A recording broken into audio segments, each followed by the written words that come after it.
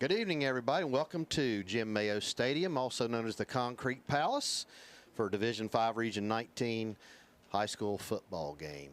I'm Dave Carroll, one of your hosts. Coach Harris will be here in a little bit. I am joined by two ladies here, and I'm going to introduce you so you don't have to do it yourself. Okay. We got the superintendent of school here to my left, and that's Mrs. Ronnie Hayes. And to her left is school board member Mrs. Robin Chapman. So, ladies, thank you for coming. We appreciate it. These ladies are here. We're going to talk about the levy real quick. It's a big push. Tuesday, we got it coming up.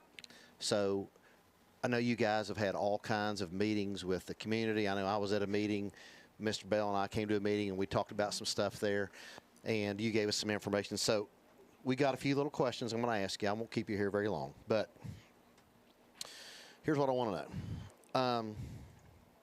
This is going to sound kind of strange, but even with all the negativity in our community and the world we live in right now, do you guys still find yourself excited about education and proud of what our district's been doing for our kids? Yes, I am for sure too. I know Robin is, but one of the things that just popped out when you said that was, I think it was the first home football game, and there was a woman from the opposing team that had made a post on Facebook about how respectful our kids were and how impressed she was, like when they walk out on the field and sing the alma mater and stuff like that. And I've just noticed it seems like they are just so much more kind this year. You know, visiting classrooms. I've been in the 5th grade at kindergarten, and just how welcoming they are even, you know, when I go in. So that impressed me tremendously with her making that post. I don't know if you saw it. I did see that. Yes, the visiting, a parent of on the visiting team that had said that. It was wonderful. I've seen it shared several times. Well, that's awesome. It's just always great to hear when somebody has a good experience here. Is there anything that stands out recently that you really feel proud about besides, let's say besides that? Is there anything that comes to mind that? Oh, I could name 1,000 things. Well, no, we don't have much time. So, I mean, if you want to name a couple, or you just want to, I mean, if you talk about proud stuff, I mean, you can just look at the sports here at the high school. Right. I mean, and that's just one little thing that you can look at. You know, we've had kids, YLP, just all kinds of stuff that I can name over to high school. And I know, since I don't deal with any of the elementary or the middle school, I know there's stuff going on there that I don't know about. But I'm proud of what our kids are doing over there. Absolutely. And I think it's like that district-wide right now. I think from, you know, our report card was released in late September, and it looked really good. We're making progress in going in the right direction there. So that always makes me incredibly proud. But knowing that, it's the work that we know the students are putting in, and our teachers, you know, and support staff, everyone working together make all these things happen. So, you know, our volleyball team, the golf team, the football team, I mean, it just kind of goes on and on. We could go on and name it. It's amazing. Soccer team. We could name all kinds of stuff. Okay, let's move on. Okay, so let's get back to levy questions. The district is asking for 4.9 mills. Now, I'm going to say this in a weird way, okay? Is that going to do or cover everything that is needed, and not necessarily wanted, but needed? It will keep us afloat at this point. So we've not asked for the moon with 4.9 million. We need to improve reading for our early readers. Right. We want to add arts back, music in the elementary schools, because we've had to do away with those because of financial situation. And then we want to make some improvements to, like this facility that we're in right now. You know, the bleachers, the press box, all of that. You know, our kids are worth more than what we've been able to provide them with up to this point. Okay. Anything you want to add to that? I could just say that, you know, there's a lot of things that we would like to do. I think that's a fair assessment. There's a lot of things, everybody can see lots of things that you would like to do if you could, but there's only a reasonable amount that you can begin to ask your community to step up and pay for at one time. And I think as a board, we felt like this was a reasonable ask to get us as far down the road in a reasonable way that we could possibly do without over asking, this would cover a lot of bases, would let us cover a lot of ground and do a lot of good for a really reasonable period of time and not ask so much that the community couldn't bear it. Right. And I said this, I know we did a video, Coach Gorby and I did a video for the levy. This is not just for high school. It's not just for middle school. It's not for just elementary. It's for everybody. And I just want everybody to understand that. Well, because our community, too, when you think about the fact that, this track is even open to community members to come down and, in the evenings or whenever, as long as we don't have, Right. phys ed out here, to use these facilities, too. So I think that even kind of makes it a little broader when you consider that, too. Okay. Now, Jerry and I came to a meeting, and there was something that you addressed. So I'm going to just kind of read it off here. Okay. And I want you, and honestly on this, you need to take as much time as it needs because people need to understand this. I think there's some misinformation out here. Okay. Okay? People have been hearing that if the levy fails, it will force the state to step in and to increase funding or change the funding formula. So I'll just ask you, is that true? That is not true. Okay. That has never happened in the state of Ohio. If a school district, for example, was to get into a situation where it was considered fiscal emergency, and there are percentages that the auditor of state uses to determine, when a district gets there. But if you get to that worst case scenario, the auditor of state is then involved, and they bring in a commission. The board at that point basically is just in charge of making sure that our policies, stay up to date. So any financial decisions, anything like that, are no longer a local decision. It's based on this commission that the auditor's office has put together. So we may need paper in 2 buildings, and the commission may say, no. They could. That's Okay. very What else? possible. Anything else? Because you gave a lot of information, and I can't remember because that's been over a week ago. There was a lot of things that, you answered a lot of questions there and gave a lot of information. Well, if you were in a situation like that, for example, one of the things that I think stands out is the fact that if a district was not able to meet their obligations, so, payroll, utilities, all those things that, we have to pay, the auditor of state's office would force the district to take a loan to cover those things. Okay, so let's say one of the chillers goes down. They decide whether we get that or not, and we have heating and we have air conditioning. That's correct. The short version would be that you're losing local control. And that, I think, is really what you don't want. First, to just reiterate what Ms. Hayes said, if you could say no on the levy and the state would fix it all like snap of their fingers, every school district in the state would say, no, don't vote for the levy. So the state would be forced to fix it all. But that's not what happens. Right. That's clearly not how it works. So you have to ask, because this is the path that you have to work on it. This is how it's designed. This is how it's set up. I wish there were another way. There is not. This is the way you have to work on it. So this is what your path is. If they come in and do that, then you're losing local control. I know one of the questions I've heard a lot is, well, if we vote for it, who's overseeing this? Is the committee going to be set up? Well, the board is your oversight committee. We're not employees of the school district.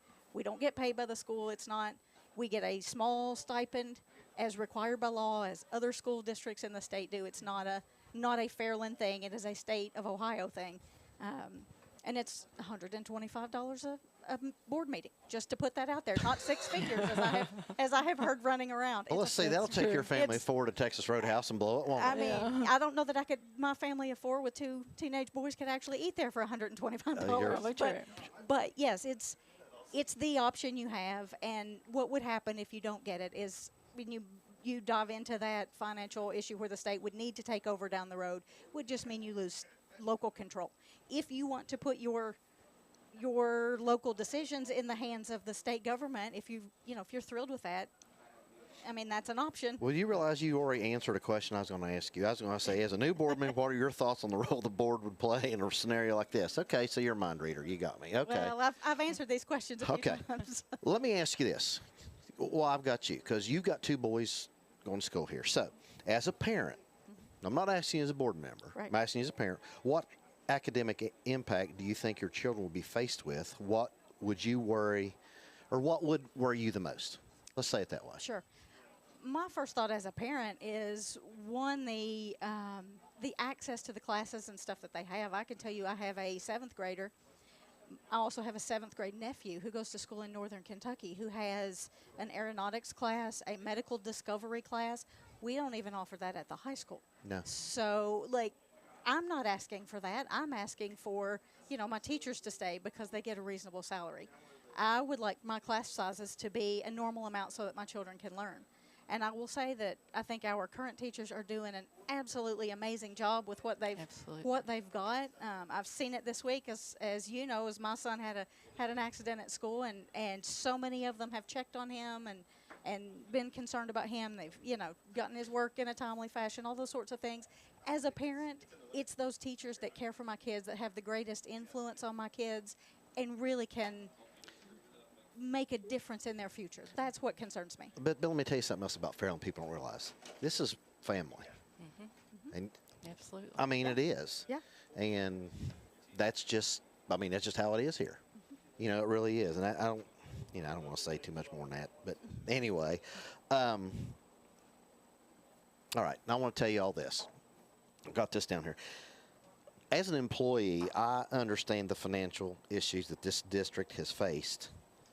And I know what you guys have done to cut the costs in order for us to survive. I mean, it's, if you pay any attention at all, and I've been around here a long time. Okay. As a new board member, I'm sure you've done some research. I know you, okay? And after you decided to run for the board, okay, you got in here. What are your thoughts on what the district has done up to this point to control spending? Because when you came in, you had to get an education on everything that was going on. So just kind of give me your point of view from that. Well, I would say, first of all, if there's people watching and you don't know who I am, my face doesn't look familiar to you, it's because I didn't knock on your door. I was busy doing research on school funding and what our financial situation is actually like. And you can learn a lot because it's all public information. You can learn a whole lot like that. But as an actual board member, once I was elected and I'm there meeting by meeting and I see the financials, the thing that has really impressed me or to some degree surprised me, because I thought, going in, in general I get it, but surely there's something else we can do, but they've done everything. They really and truly have done everything. They have been tremendous stewards financially of the resources that they've been given. With the least amount of damage possible. But to see, your utility bills go up, and if you come to a board meeting, I encourage anybody to come to a board meeting. I mean, we have them public for a reason. Come on in, ask any question you want, but you'll know that we'll squabble over $30. And that's what they've been doing consistently. You would have to, or you wouldn't be this far along. You would have had this issue way before now. And the fact that they haven't is really impressive from somebody who has no history here. Right. In general, I didn't go to school here, so I don't know all that past. Right. You just come in kind of new, having done the research on the financial side, and it's really impressive what they've done to make it stand up as long as it has. I mean, frugal would be one word. Well, I want to tell you this, and I want to give Ms. Hayes props for this, because we go into the buildings to a lot of schools. Our schools are well taken care of. When you walk in a building, it looks well taken care of. And I think that's a testament to her and our employees here. Absolutely. Because I know that one down the road has one custodian to clean their building at night down the road. You can't do that. And you can't maintain things. So you've got to keep money coming in. Okay, let me cut this short.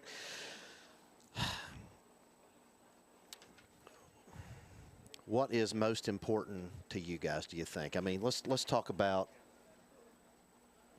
what's most important to you about this levy. Let's do that. Just what do you think? I mean, Tuesday's a big day coming up. Is there anything else you can say that? Well, for me, it's so important.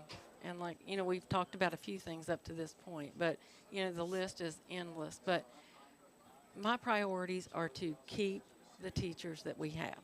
because we've got some quality teachers, and to keep our class sizes at a reasonable number, and to be able to provide just a few extra things that aren't really technically extra, to support students. I mean, that's what we're here for, is to be able to do that, and we need the community to step in and help us.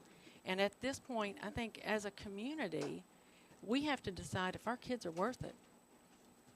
And if they are, vote yes. Okay. Ms. Chapman, anything? I would just simply say that you can't separate, in a small community like this, you can't separate the school district from the community. This is as much for the community as it is for the schools, because if we value education, one, it's the biggest return on investment you're ever going to make. And it's the whole community that benefits as a whole, not just today or the 10 years in the life of the levy, but you're benefiting in the future. Your children, your grandchildren, their grandchildren. Like, this is an investment in your community for the future. And there's never a bad thing about valuing education. And I would just say personally, academics, clearly our teachers have got to be supported. They are asked to do so much work with so little, the unfunded state mandates and those sort of things, that we're just asking them to do a whole lot. We get kids that have so many more needs than maybe they had 20 or 30 years ago, and those teachers have to work miracles every day. They've got to feed kids and love on kids and do all the things extra because they're not getting it at home. So it's important for all of those reasons. It's not superfluous. It's not fluff and, somebody's wasting money. It's necessary, and it's voting for your community's future. Okay. Well, ladies, I want to thank you both for coming and taking time. I know both of you have things you got to do. Thank you. And I've held you a little bit late. I apologize for that. Folks, we're going to be right back in about, what about, Jerry, about 30 seconds? About a minute. We'll be back. Thank you, ladies. Thank you. And, guys, Tuesday, big day. Make your choice. Hi, I'm Doug Ute, Executive Director of the Ohio High School Athletic Association. For more than 115 years, the OHSAA has promoted school sports as an important part of the student's educational experience. Interscholastic athletics teach participants lifelong lessons of hard work, teamwork, and self-discipline, along with sportsmanship, integrity, getting along with others, and overcoming adversity. One thing the pandemic has taught us is that being on a team with our friends is more important than ever before. So as you continue in athletics, remember the importance of also working hard in the classroom. Always give your best, never give up, and have fun while you're doing it. As an Ohio native and former athlete who learned these same lessons myself, I encourage our young people to focus on your academics so that you can continue the privilege of participating on your team. After all, the lessons that school sports teach us today will prepare you for the wins and losses in life tomorrow. Education is the key to life's successes. Hi, I'm Doug Ute, Executive Director.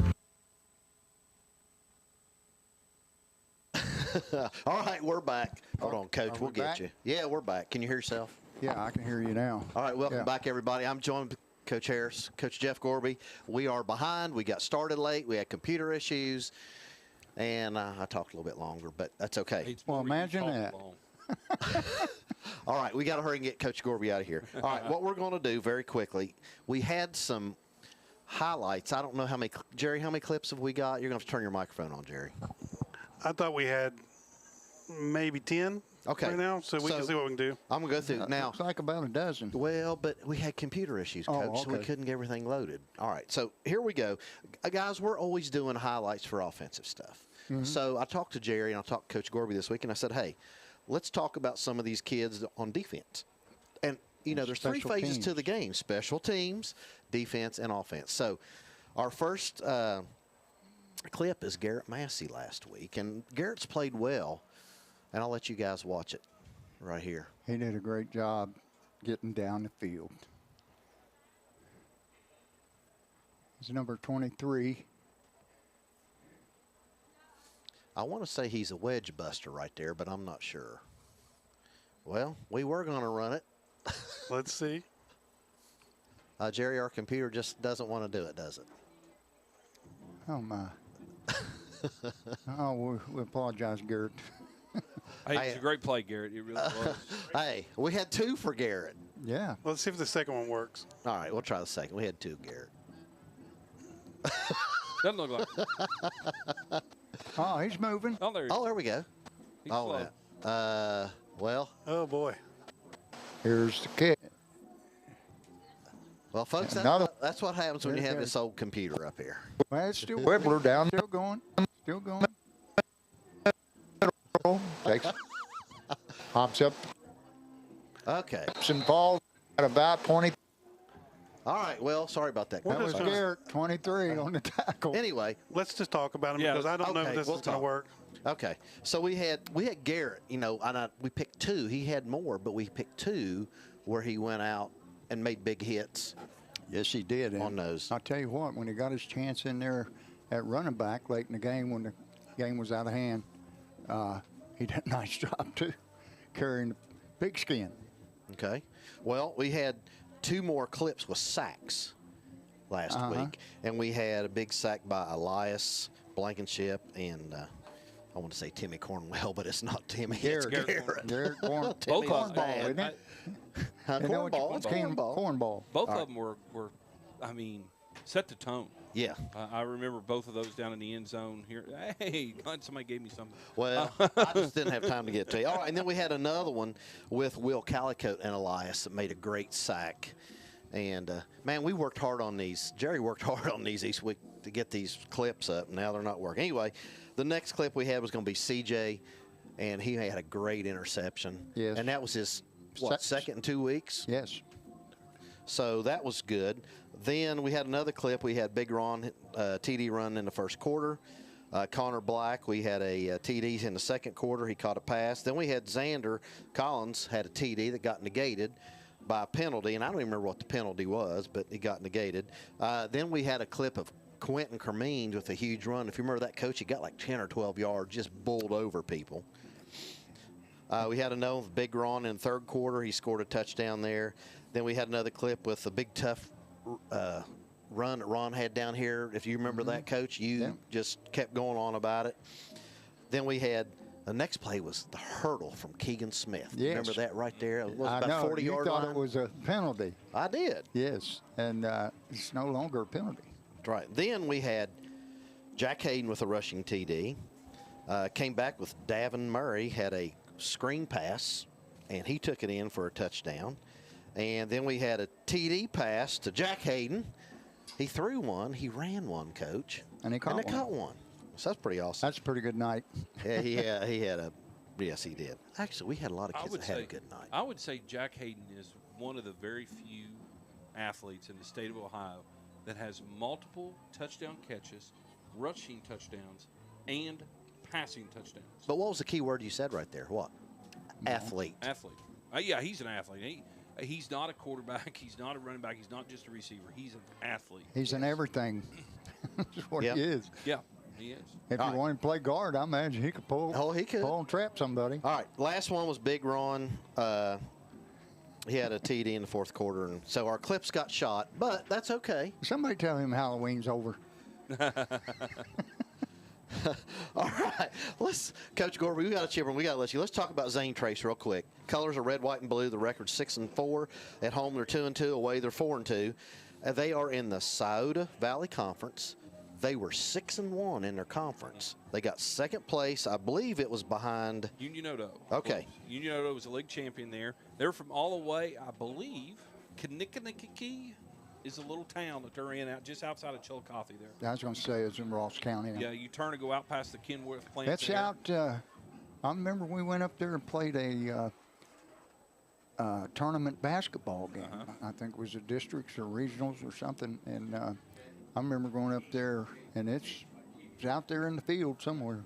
Well, Coach, I'm going to step off just a second. Okay. Official, I'll be right back. all right. We'll talk about them. They Union was actually 7-0 in their conference. But let's talk about their schedule, Coach. We got here. Their AD is Trevor Thomas. Their head coach is Dylan Wares.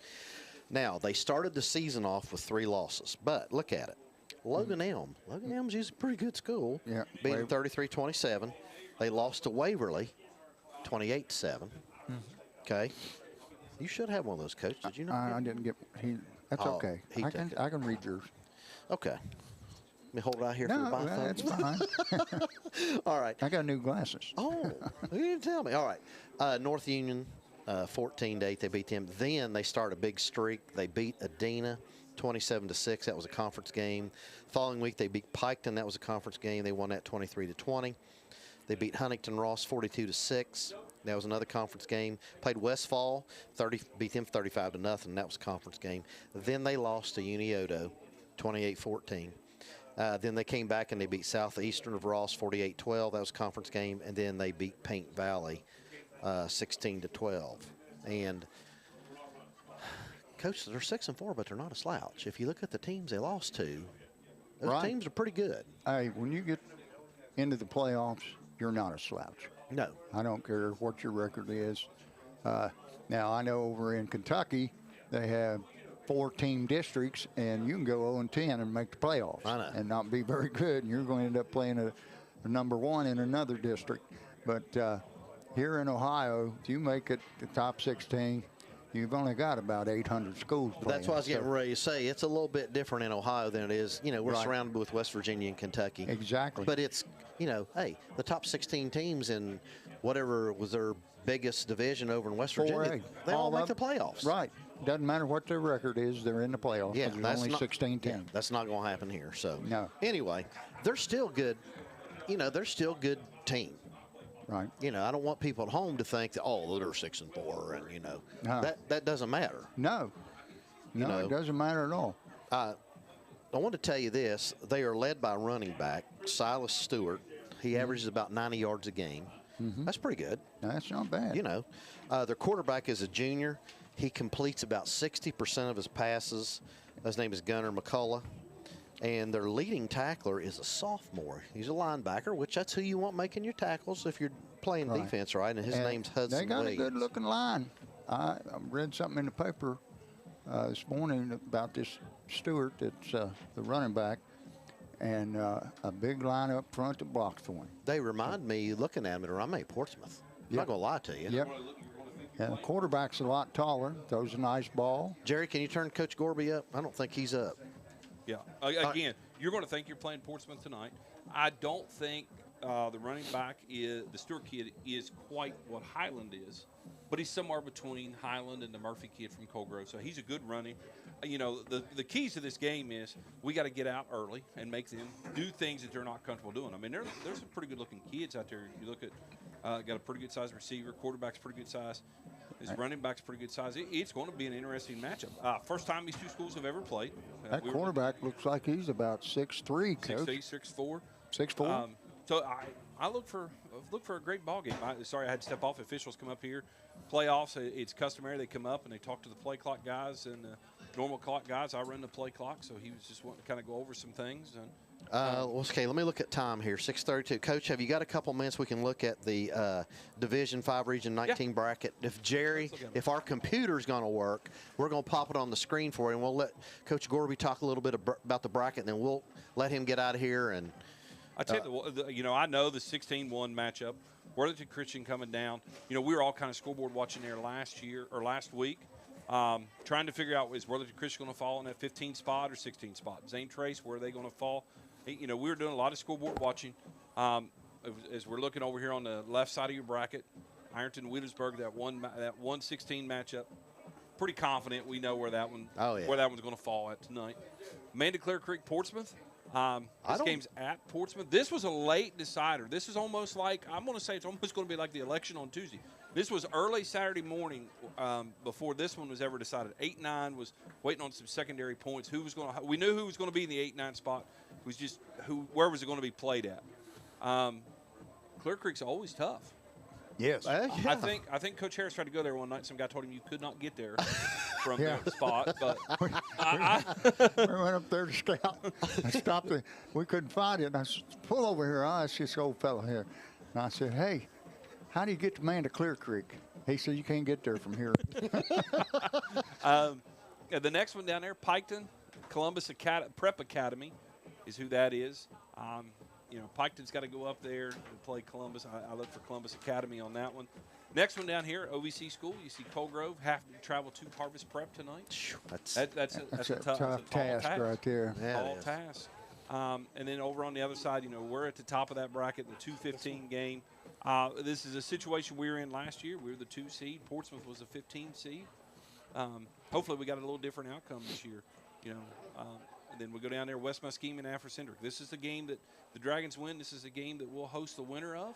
West Muskegon played here 2 years ago, come all the way down here and beat us by 1. In overtime. In overtime. Afrocentric, we haven't faced them in football per se. We faced them in boys basketball and girls basketball, but not football yet. Be a long trip from Columbus. Both of them be a long trip down here next week. Right. Yep. Union Local up in Belmont County. They've been pretty good in the past. They're a solid run team, run a lot. Nelsonville, we know a little bit about Nelsonville. We played them here a few years ago. I think you guys had a exciting finish that night. I think our homecoming queen kicked That's the winning field goal. I'd like to tell you that Josh and I got to see it, but we were out here rolling around the mud hole afterwards and didn't get to celebrate much, but it was a great game. Barnesville-Wheelersburg. This 3-14 matchup is a scary one tonight. Barnesville's good, but Wheelersburg's better than their record. Oh, Yes, way better. they have Way come on strong the late half of And the they season. Wheelersburg gets better. They're a team that gets better every week. Rob Woodward down there has done an outstanding job of preparing his team every week. So I'm going to Wheelersburg on this one in the matchup. I am too. Upset them. I am too. And travel to probably Nelsonville or Union Local the next week. So, guys, I'm looking for an exciting game out here. It's a playoff atmosphere. It's an exciting night. And the best part about this is we're playing football in the month of November. Yes, Doesn't sir. get any better than That's that. right. Hey, and the field doesn't look too No, bad. it looks When like you they look- got some grass growing We've got a out little bit there. of grass. When you get out on the field, there's a lot more grass than what you see here because it's real fine and it's starting to come up. Coach Jackson has worked his butt Oh, off. yes. I was out here mowing Wednesday night, and I was pleasantly surprised how much grass was on it. And one more week of some good temperatures, and this field will look pretty good. It's going to be nice and warm next week. It is. Is it? It's going to be nice and warm. Yeah. I got to get a shout out to my wife. She'll be here in a few minutes. My goofy self left the hooded sweatshirt at home. I called her. I said, hey, it's going to get a little bit chilly. Please bring me a hooded sweatshirt here in a little bit. Both of my girls will be here. My daughter will be out, Yardley out in the band. Ellison will be somewhere within the confines of this fence and probably everywhere. I saw inside the her confines. last night. So Trick or treating with Courtney, Courtney's yeah, the Daily. yeah. Brielle Daly. She was trick or treating. Yeah, with I her. told her, I said, girl, you're going to freeze your butt off. Oh yeah. So she's playing volleyball right now, youth league volleyball. Oh, doing good. extremally well. I think Rosie's doing the same. Getting ready to start basketball here in the. But Fairland my Basketball Academy. crew's going to watch from home tonight. Oh. I actually had a 6 o'clock practice this morning. Oh yeah, they were into school early, and a big shout out to all those girls. And she says that the girls would rather practice Yes. at that time so they could have a social life on Friday night. I got here early this morning. Mr. Carroll gave me a new gig here since one of our teachers decided to take some time off, and so I'm here in the building extremely early, and the girls were already here practicing this Tell them morning. about your gig, though, Coach. I got a new gig. I'm the new morning detention hall supervisor. That's fun. That's always fun. You know, He rolls in about the same time I do, a little bit 4-7. And 4 to 7, go up there and hang out, eat my breakfast, and I usually have a couple kids in there every morning, and they're just bright-eyed and bushy-tailed and excited to be there as I am. So, but again, we're going to have an exciting game tonight, guys. I hope to come back up here and see you in about 3 hours in the winner's circle. Okay. And Guys, I appreciate it. Good luck to you. Hey, Have a good dogs one next guys. week. Huh? We having any hot dogs next week? I don't know. I haven't looked. But, hey, no, wait a minute. So, everybody at home, we're going to go off here and show you the alma mater because we need a little break here. But, Lori and Kelly, look over there, Coach, sent up. What are they doing here? I'm checking the. Oh, they've already had it, and I missed it. We'll All right, figure we'll it out. figure it out. See Yeah. that food over there, Coach? Yep. Lori. Now there's grilled chicken sandwiches. Uh-huh. And then, is that Jerry? Is that a Bosco stick? Is that what that was That's- over Yeah. there today? That's a Bosco stick. With marinara. And then underneath the table, we're not going to say it, but they made us chocolate chip cookies. Oh, right. So Yeah, we'll hit those after a I while. see But 'em. Jerry, do you think we'll be able to run the alma mater for people? We're going to try. Would you explain a little bit about the alma mater this week? I will, but first I want to thank Josh. He was over here trying to free up some resources on this old computer to see if we could get it going. We're going to try it here in just a few minutes for the alma mater to see. But once again, this is part of my video news club. Every single week, they go out. One of the groups goes out and films. They put together a little video yearbook montage for the rest of the school to see. We play it on Fridays. We've had just some, to be honest, we've had computer issues even in our news class. I think there's a conflict with a few things or we're just maybe trying to do Too much? too much. But I just keep wanting to add something new every single time we do something so that these kids learn something different. But we talked about last Friday night, our game against Chesapeake, we had a little pep assembly, and one of the things we do is the powder puff game. And all the students were out cheering in the stands. The football players were doing the cheers, and girls were out in the field. So this alma mater this week is all about the powder puff, everything we saw. So it's got a lot of little clips with that. So I think we're going to try that. I'll tell you what we'll do. If it's not ready. When you going to get this new computer for $5? I'm looking. We got a lot we're going to do, and then the band's not out here yet, so that's Well, good. I hope they can play this. This ought to be good. But you know what about us, Coach? We might have some adversity, but we overcome. So Yes. what we're going to do, since our computer's not working with the overlay, they're going to be stuck looking at us. We're going to go over the football feeding sponsors. So we can do that right now. Do you want to read it off this time? I'm always reading it. All I'll right, let you here we read. go. Catamales, Big Big Coffee, Specialty Systems Electric, Hall Funeral Home, Porter Tree and Land, Randy's Potties, Angel Tax and Bookkeeping, Bob Mayo, Giovanni's, Stenard Surveillance and Security, Robert's Lawn and Landscaping, U.S. Foods, Riverside Physical Therapy, Debbie Reynolds, Todd Sporting Goods, M&K Appliances, Hannah Nuggemeyer, Clark Fruit and Vegetable Farm. I saved you. I spared you. Thank you. Guardian Farms, Boarding and Kennels, Tracy Bunch, Ricky Shifko, Alpha Fitness, Riverside Insurance, People's Bank, and, of course, our old buddy Jason Morris. Hey, and I don't know if you all saw the pictures we had last week of the pumpkins that Drew and Ann Clark from Clark Farms had a guy carve these two old guys here, and Hey, I'm going to tell you, that was pretty cool. I liked it. it was good. But I have we that got picture. a shout We'll pull out. that up a little later. All right. We got a shout out we got to give right now. Mr. Ward, Coach Brian Ward, is on vacation with his wife, and sitting in for Coach Ward is Mr. Eddie Marshall. He will be the public address announcer tonight, And he has a fine voice. and we thank him. Eddie, did you hear your shout out? We just gave you a shout out, brother. Oh, and Yeah. we have a visitor. Missy, would you please come over here for a Yeah, moment? come on over here, youngin. You know, Coach Harris, This I is the have really, voice of the Fairland band. I have let this woman down. Sit down It's here. been 10 weeks, and you know what we this haven't woman? given her a shout out. Hey, she passed a milestone. Oh, what's that? She hit the golden birthday. Is that right? That's right. And her daughter has been on me, Miss Emily, to remind folks that it was her golden birthday. So, Missy, happy golden birthday. I wish she sang the national anthem. Wouldn't that be beautiful? But we got basketball seasons coming up. Around That's true. Yeah. So And guess we're what? When we do Can't games, wait we're going till to sit she there and can listen do to it. her. one more year. Yeah. All right. You guys have a great game. Okay. Okay. Hey. You have a good halftime, girl. Happy birthday. Oh, thank you guys. You all know she's going to kill me after this.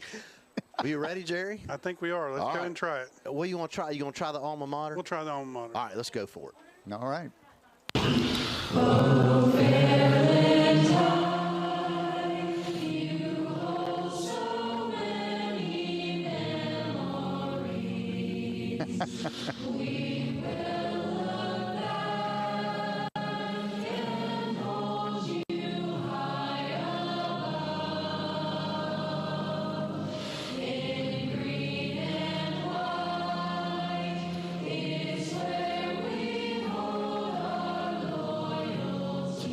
Oh man, they had the band. Oh, that's great.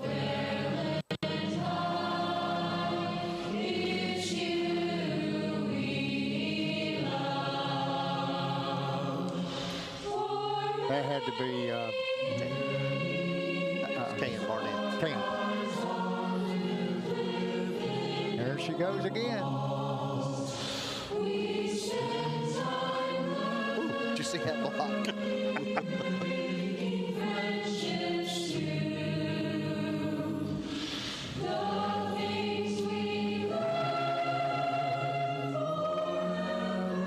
Oh, is it the juniors and the freshmen against the seniors and the sophomores.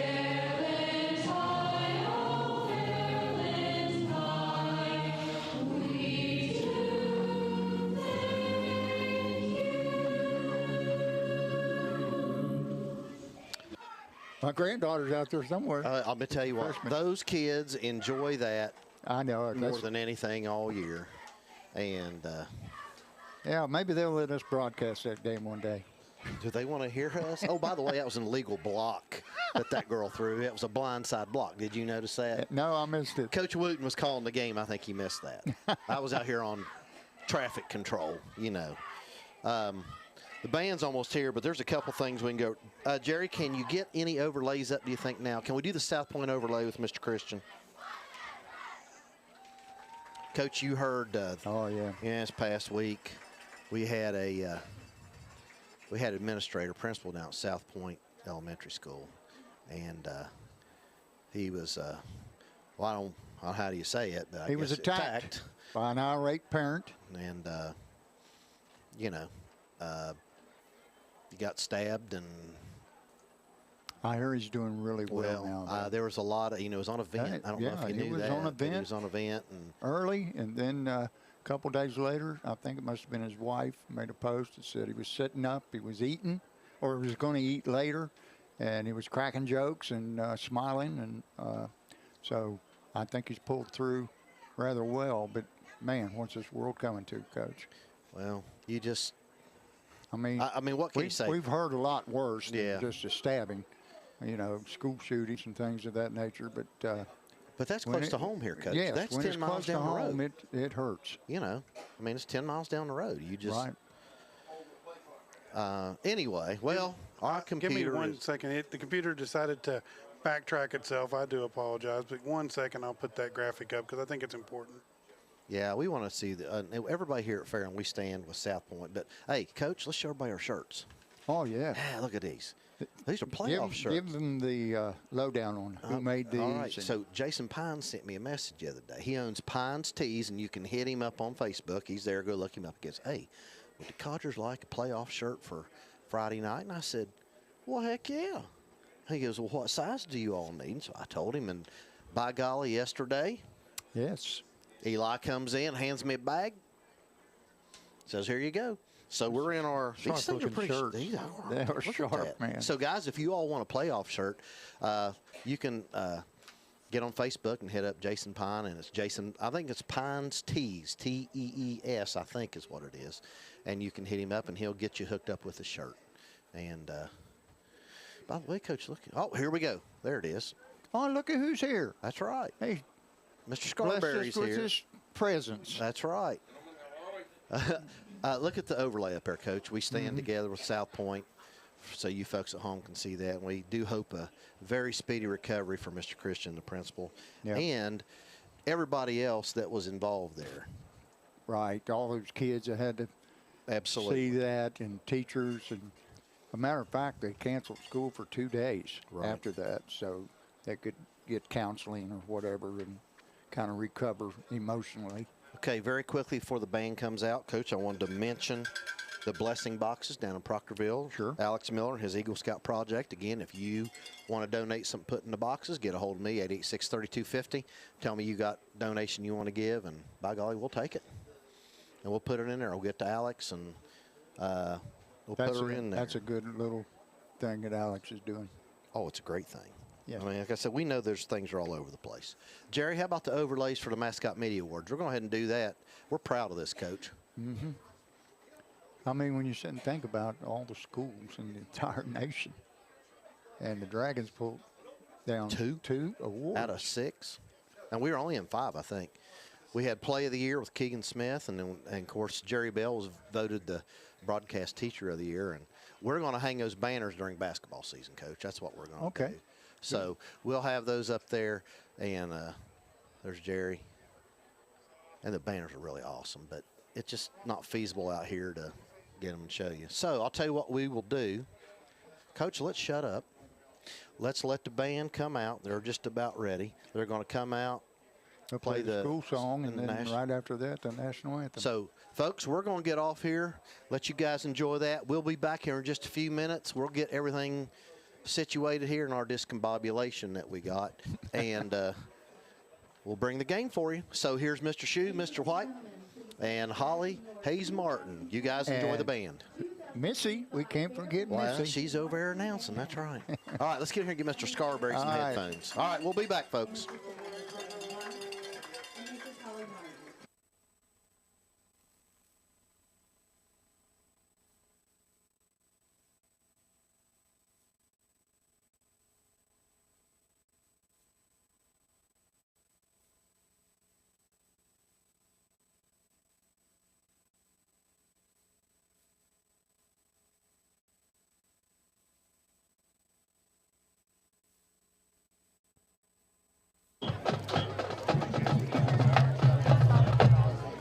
Please join the band as they perform Fairland fight song.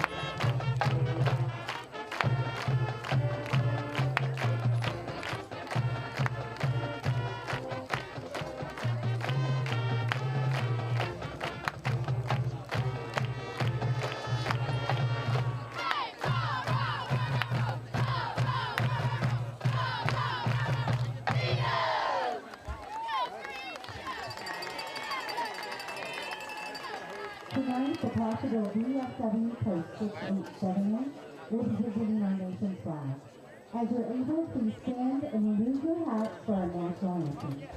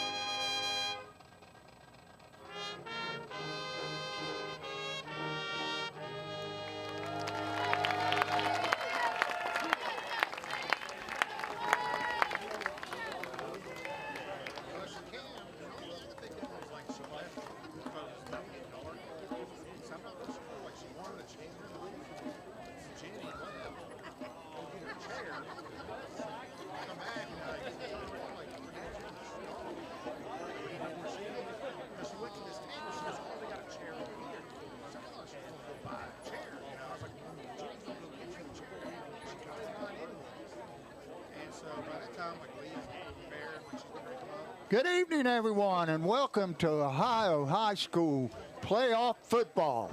This is Region 19, Division 5, between the number 15 seed Zane Trace Pioneers, who traveled here to take on the number 2 seed Fairland Dragons.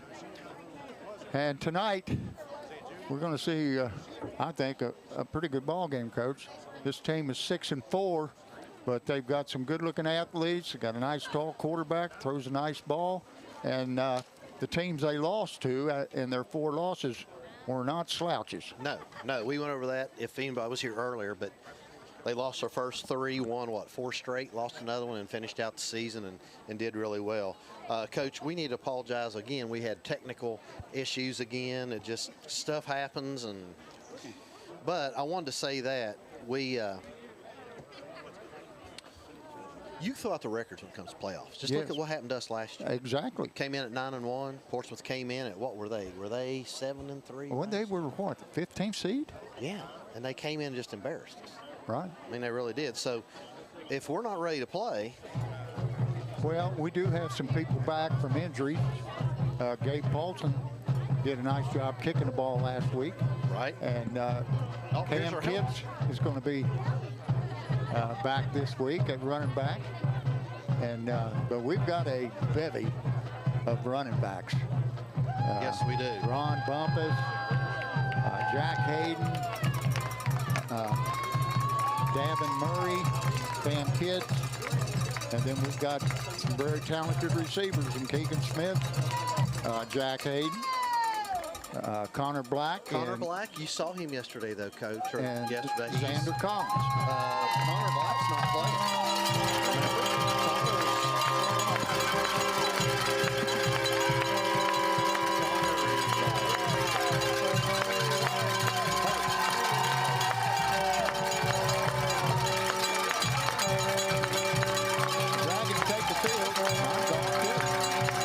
Anything? There we go.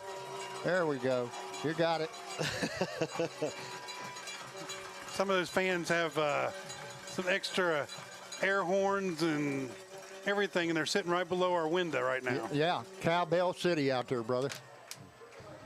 Anyway, as I said, Connor Black went for an MRI today. He was walking down the hall, and oh yeah, that's right. I saw him the other day when I came and got the shirt. So I don't know for sure what it was. He told me he thought it was a torn ligament, but they were gonna check him and figure out. So I think we have just about everybody healthy. Is that Connor over there?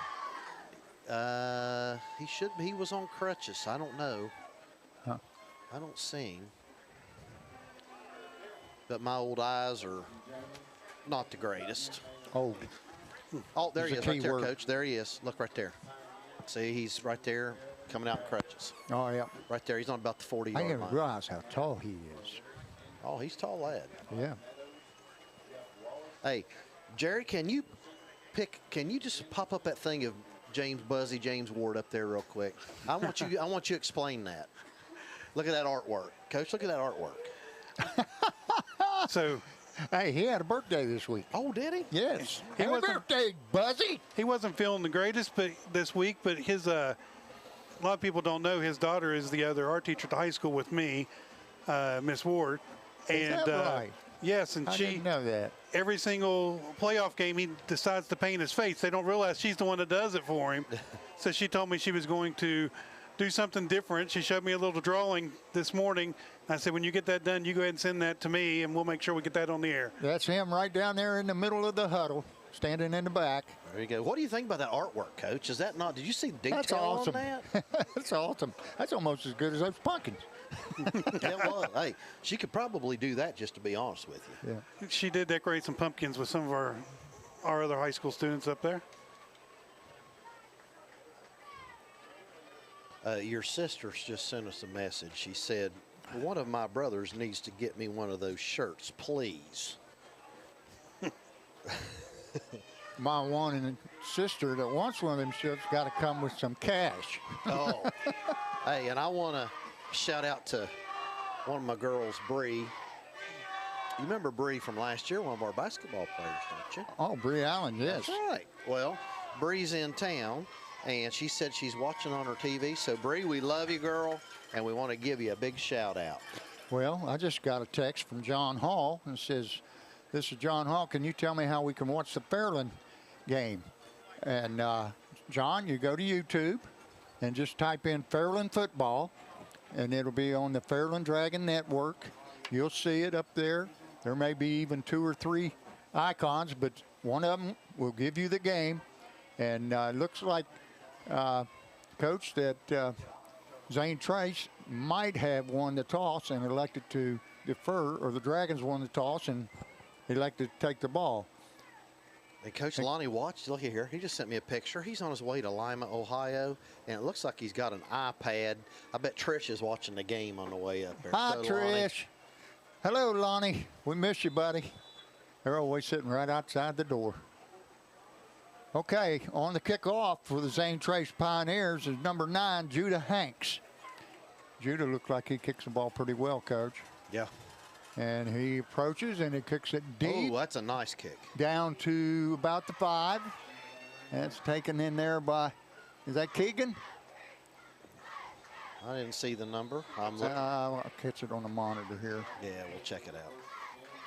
Yep, it's Keegan Smith. Pretty good coverage by them. Yes. And looks like they got about 7 guys coming in to play defense. 4 remain out there. And 4-man front, Coach. The They got 4-2. Dragons are in 2-by-2, and they're going to throw a quick one to C.J. Graham. He's got it. And it looks like he's going to pick up about 5 on the play. Let's give him 4. He's 2nd down and 6. Coach, they got there pretty quick, but they were on the short side of the field where they threw that. This time to come out and trips to the right. Wall takes it. He's going to throw the quick one out here. Again to C.J. Was that C.J.? No, that's number 9. That was Xander Collins on the reception. And good enough for a 1st down. Dragons are in a hurry-up mode. Same set, same play. This time, Xander's going to get it, and he's going to get 4 or 5 on the play. Let's give him 4. Brings up 2nd down and 6. Ball at the 33-yard line. Trips to the left this time. We got timeout for something. Okay. And we're going to hand the ball off to, oh my, good job there by Cam Kitts. And he gets enough for the 1st down all the way out to the 40. Dragons on the move. Wall takes it. Going to throw the quick one out to C.J. Graham. He's got room. Look out. He could go. He could go. And he's going to be knocked down. And the ball's out of bounds at the 5-yard line. I'll make it to 4. Boy, he's lucky, too. 1st and goal from the 4. Yeah, lucky that boy knocked it out of bounds.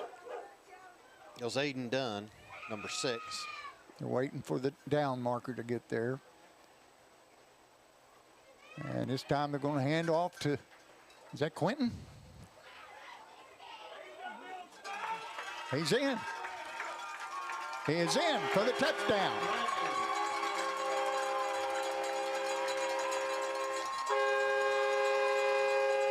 Who was that?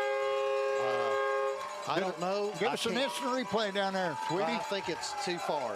Jerry, can you turn us up? I can't. Coach and I can't hear anything. Yeah.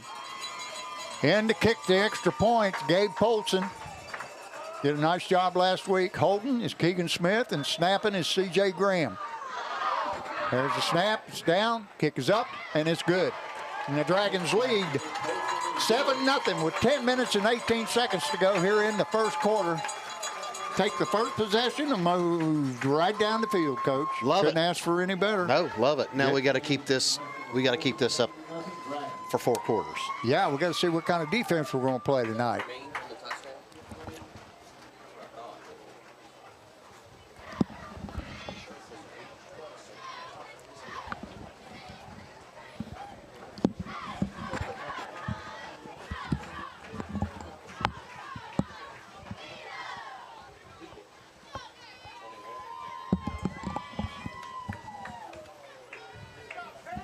That Gabe's got a nice foot on him. Yeah, he does. Yeah, I didn't realize he kicked so well. Of course, Oh, Caden Miller was so good, you never really got a chance to see what. yeah, Paulson's pretty daggone good. Yes, he is. He's a He's good done a soccer nice player, job. too. Yeah, I know. What didn't he lead the program history and goals? Well, Was it him? I think so, but I've got a bunch of stuff here I'm going to mention Okay. here later. We didn't have time to do it in pregame, so we'll get it here a little bit later. All right. Well, it looks like they got Elijah kicking off. Elijah Blankenship. Elias, I mean. And that one's going out of bounds at the 15, so they're going to get it on about the 40-yard line or 45. I'm not sure. I think they're going to put it down on the 35-yard line. Used to be the 40 back when we coached. It'll be on the left hash mark. 1st and 10 for the Zane Trace Pioneers. They got Mooner out there in the middle, along with Will Calico, Elias Blankenship, and one defensive end. And I think that's Garrett Cornwell. No, that's somebody else. That's Davin up there. Davin Murray. Dragons in a 4-3. Gunnar McCullough. He hands off to number 2, and he is snowed under right at the line of scrimmage. Number 2 is Silas Stewart. That's their big back. Yes, that's their big back. Yep.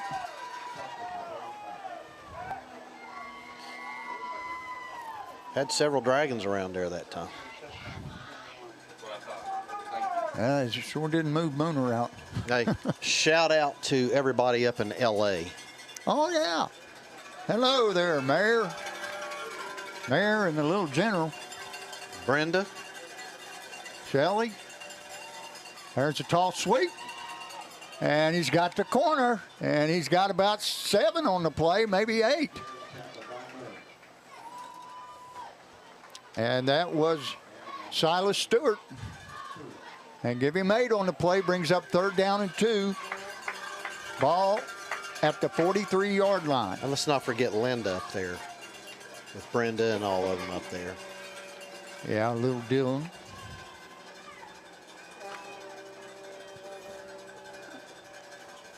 All right.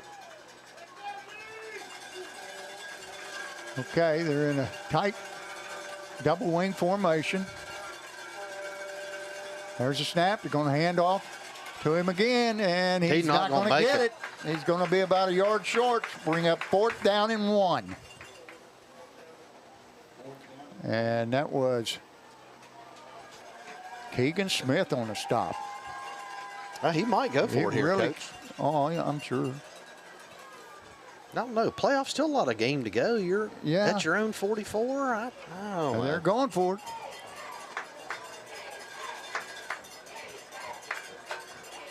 They're in a slot left and a slot right.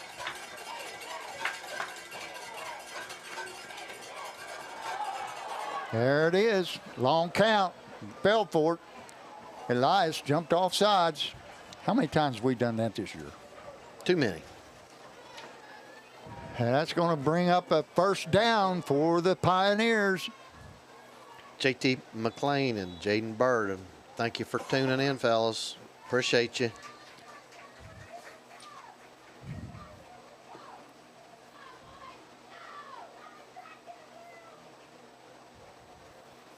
Becky Stewart, she's sending her customary hello text.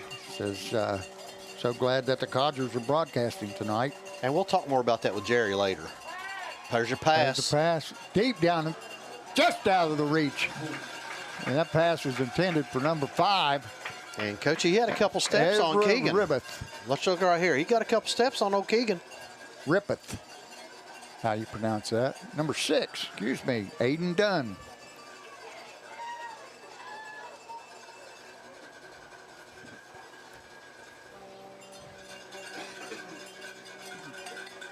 Brings up 2nd down and 10. Ball at the 49.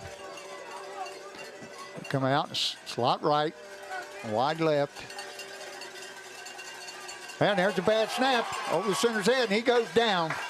And he's going to lose about 14 on the play.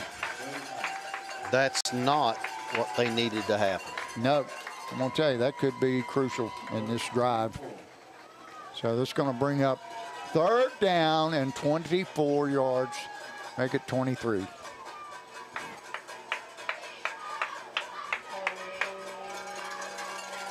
Slot left and wide right. So you can go back beside McCullough. He's going to roll. He's going to turn. He's going to throw back, and that's through the hands of Aiden Dunn again. We got that replay. Check that little tunnel. 4th down, and they're going to have to punt. They're sending in the punting unit now. Back to punt. I think it's number 18, Landon Robinson. Yes.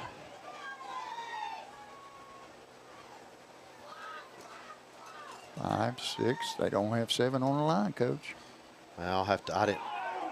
There's going to be a penalty right there. There we go. Roughing the kicker. Did it hit him in the leg? Oh, knocked him down. Did they really? Yep. That's an automatic 1st down. Yep. Well, we're not going to see it here, but he did. It's going to be roughing. It's not going to be running. It's going to be roughing. That's a good call. I think. Yeah, I'm checking with them right now to see if they want to take it. I'm sure they do. Well, but is it 24? But is it an automatic first or not? I don't know. I think if it's a personal foul, it is.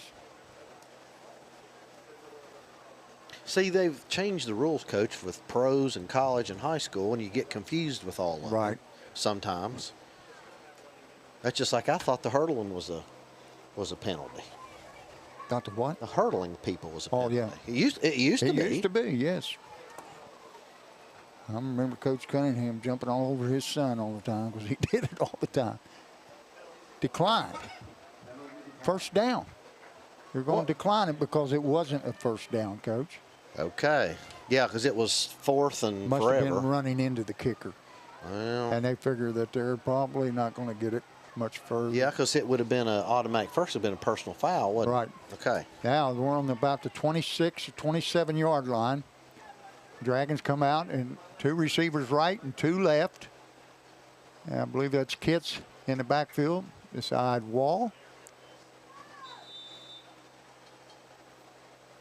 And there's a handoff. No, it's a fake, and the quarterback keeps it, and he fumbled it, and he lost it.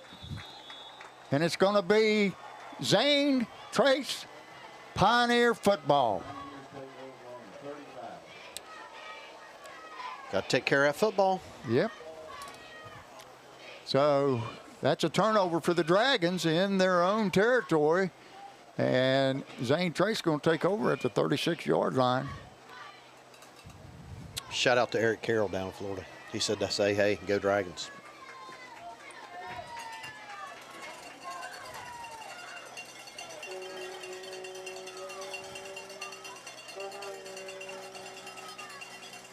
There's a handoff, and that's the quarterback keep.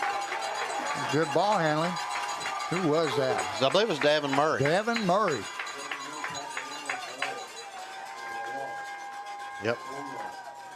Man, he got there quick. Well, I'll tell you what. See, From his the backside. Well, his tackle pulled like they were going to run a guard tackle pull, and the quarterback kept it and was going to go that in, but he didn't read Davin because Davin was coming right at him.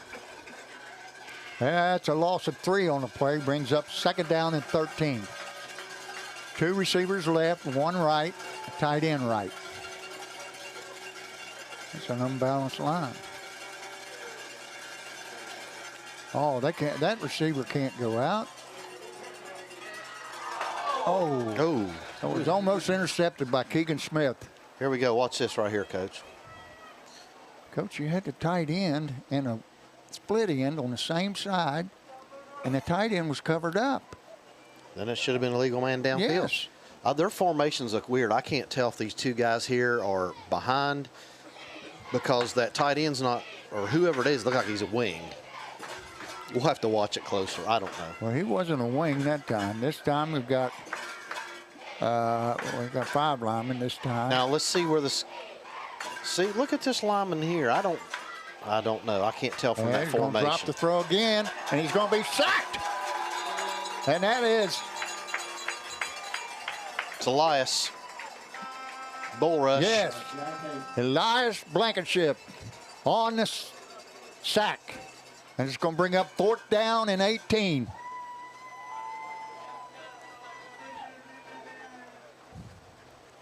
Boy, I'd like to see us bust one right here. We've got the athletes that can do it. I know we do. Back deep, Cam Kitts. Is that? No, I believe that's Keegan. There's the punt. Keegan comes up, takes the fair catch at the 10-yard line. I believe that's at 10. Big shout out to Mark and Connie Frederick. They're down in Fort Worth, Texas, Coach. Listen to us tonight. Who is it? Mark and Connie Frederick. You don't know. I don't know. But they're great people. You talk about Well, thank people, you, Mark and Connie. You talk about people that are patriots. Let me tell you. They are. We appreciate you guys. All right, Dragons have 2 backs now. They're going to hand off to the second back. He's going to get about 3 on the play. Brings up 2nd down and 7. Is that Quentin? Yes, it was Quentin. Quentin Cremines and Cam Kitts in the backfield beside Ethan Wall. 2 receivers right, 1 left. It sends Kitts into motion, and he's got some room, and looks like he's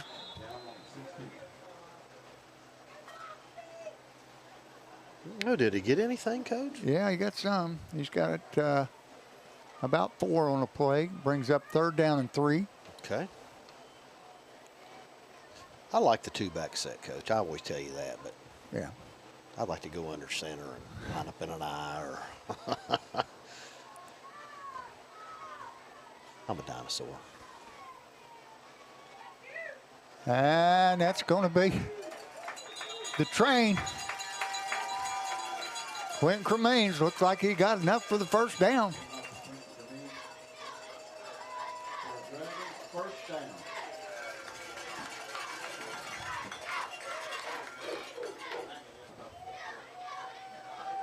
We got to get on that down marker guy over there. Who is that, Mark?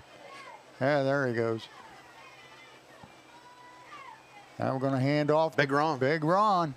He takes it up over right guard for about 2, maybe 3. Give him 2 on the play. Brings up 2nd down and 8.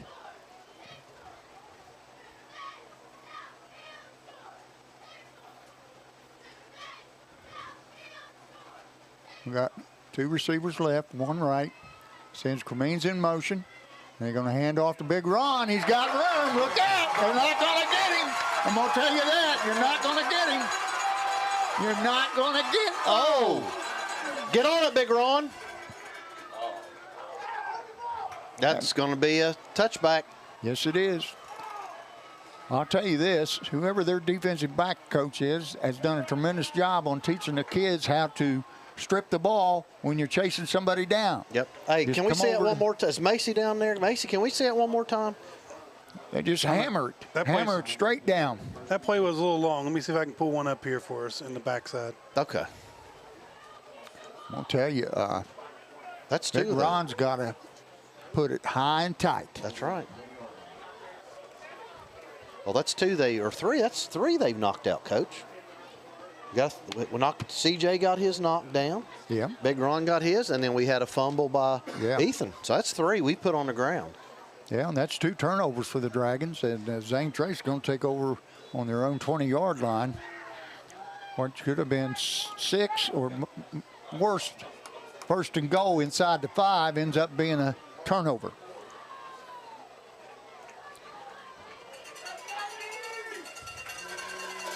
Well, give them credit. Yep. We got 2 receivers left and 1 right. Stewart beside McCullough, going to hand to Stewart. And then you got the corner, and he's got about 10.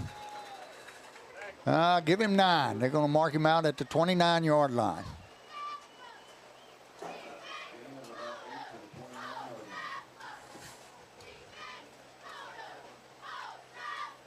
Bring up second down and very short one.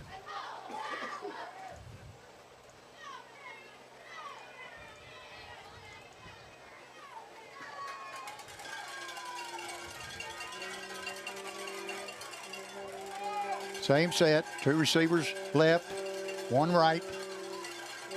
Going to send it back in motion, and quarterback's going to keep it, and he's not going anywhere. He's going to lose a couple. We're good. Look where they give him that spot, Coach. That's not a real good spot, I can tell you that. But Well, it should be the guy on this side making the spot because it's on this side of the. you're right, hash mark, yep. That wasn't a very good spot. Brings up 3rd down and 1.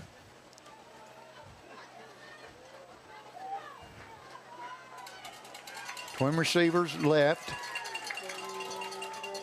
Stewart on the right side of McCullough. McCullough, he's going to keep it himself and run, and he's going to get it. It's about 5 on the play. Brings up 1st down and 10 for the Pioneers.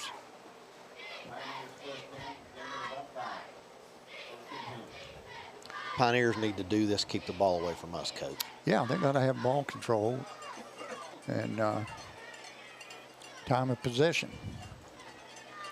Same set again.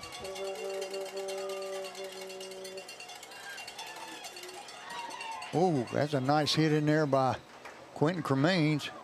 And Big Ron Bumpus, after a 3-yard gain, brings up 2nd down and 7.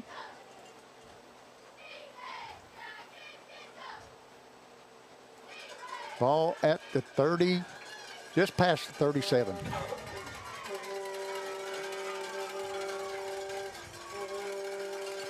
Same set, twin receivers left.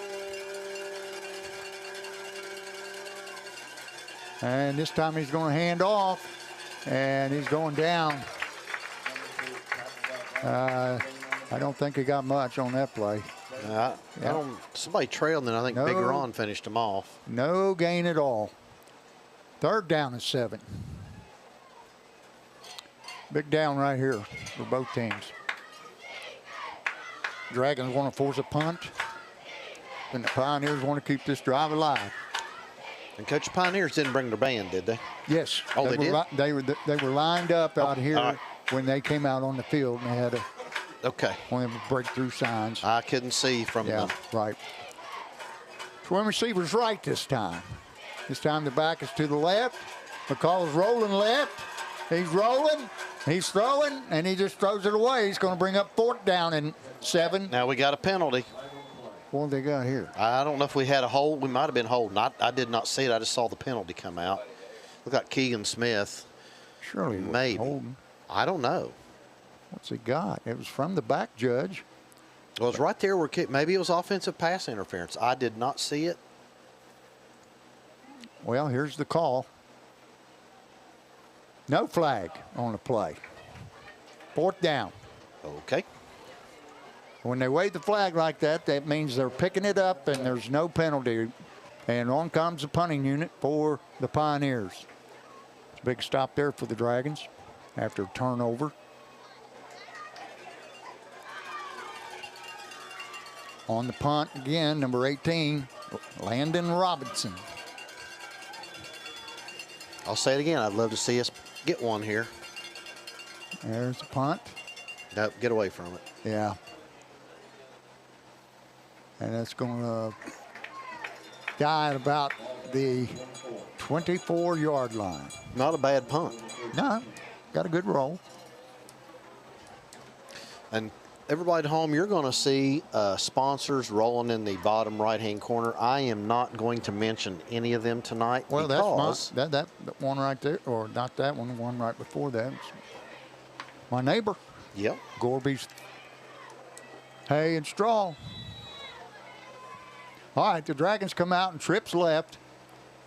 Wall takes it. He's going to hand to Kitts, and he's not going anywhere. Is that Kitts or Cremines? I think it was Kitts, number 1. Yeah, it was. 2nd down and 10. Good job by the Pioneers. We haven't tried to throw downfield yet, just the quick stuff. Yeah, they're in a 4-3. Ball's going to drop. He's looking. And now he's throwing. And, ooh, almost intercepted by number 15, Hudson Williams. Hit him right in the hands. I don't know what he was reading there. Whoa. That was intended for Jack Hayden. That's the first time we've mentioned his name all night. I know. And we only got 4 seconds left in the first quarter, and that's the first time we mentioned Jack Hayden. Trip receiver's right. Oh, we got There, that's going to give us 5. Going to bring up 3rd down and 5. That's going to give us a lot better from the play selection. Right, and much more manageable. Dragons come out and trips left.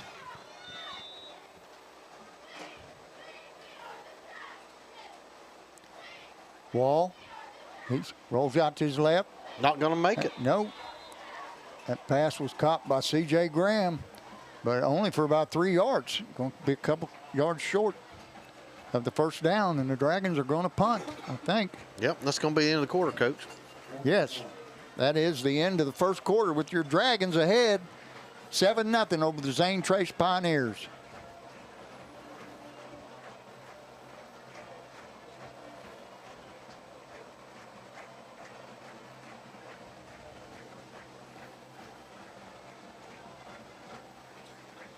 All right, I guess we got our Telestrator going? well, we're going to try. We've had all kinds of technical issues. You know, Jerry and I came up here after school yesterday and thought we had everything all hooked up, rocking and ready to go.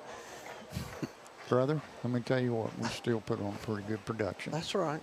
You know, you've heard of Murphy's Law, right? Mm-hmm. Well, it hit us. You know, we still had all them clips we didn't get to play from last week.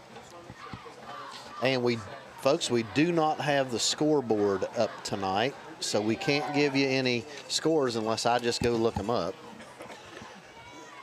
I'll try to get that pulled up here shortly.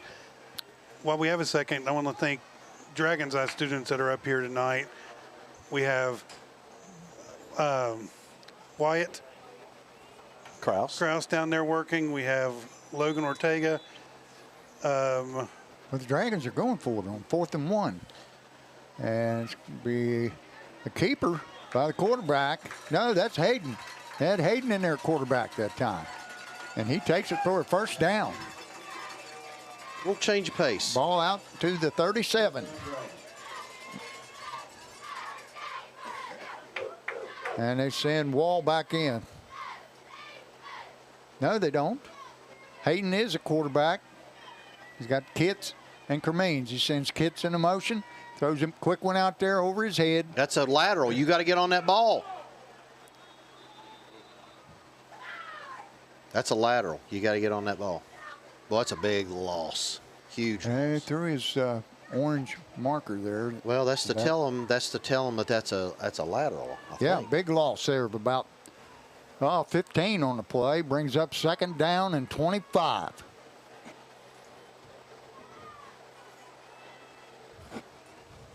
There comes Wall back in. Yeah. Didn't like that pass by Jack very much. Threw it well over his head and backwards. Coach, they're covering. Look over here. They're covering our three with 2 people. You can't do that. Nope. Wall rolls left. He's looking. He's going to hit C.J. Graham, and he's out to about the 32. That's pretty good pickup there. About 6 or 7. Brings up, what is it, 3rd down? He's got 1st down up there. Come on, Mark. Get with it over his gun. Now he's got it. It's 3rd and about 16. Wall takes a snap. They're going to throw the inside screen to C.J. Graham. He's not going anywhere. He's going down for another big loss. This time a loss of about 7 on the play. Brings up 4th down and 20. Let's call it 22 yards. Zane Trace played excellent defense. Yes, they have. Kept us in check. But I think we're throwing too many short ones and not enough long ones.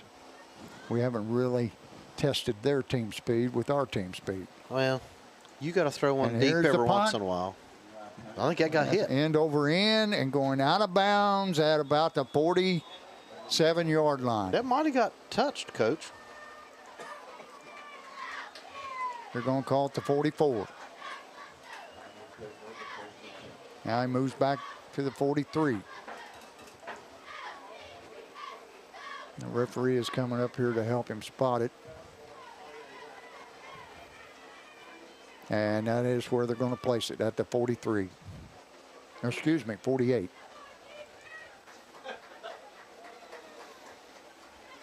Wait till you hear this one. JT McLean just sent me some updates. Chesapeake 12, Portsmouth West nothing. Oh, wow. Yeah. That's huge. Withersburg 7, Barnesville nothing. Harvest Prep 12-0 over Colgrove. And Ironton's up 14-0 over Worthington Christian. Thank you, JT. Double wing. They're going to hand to their big back, Stewart, and he got dropped by Jack Hayden in the backfield for about a 3-yard loss. Going to bring up 2nd down and 13. Nice job.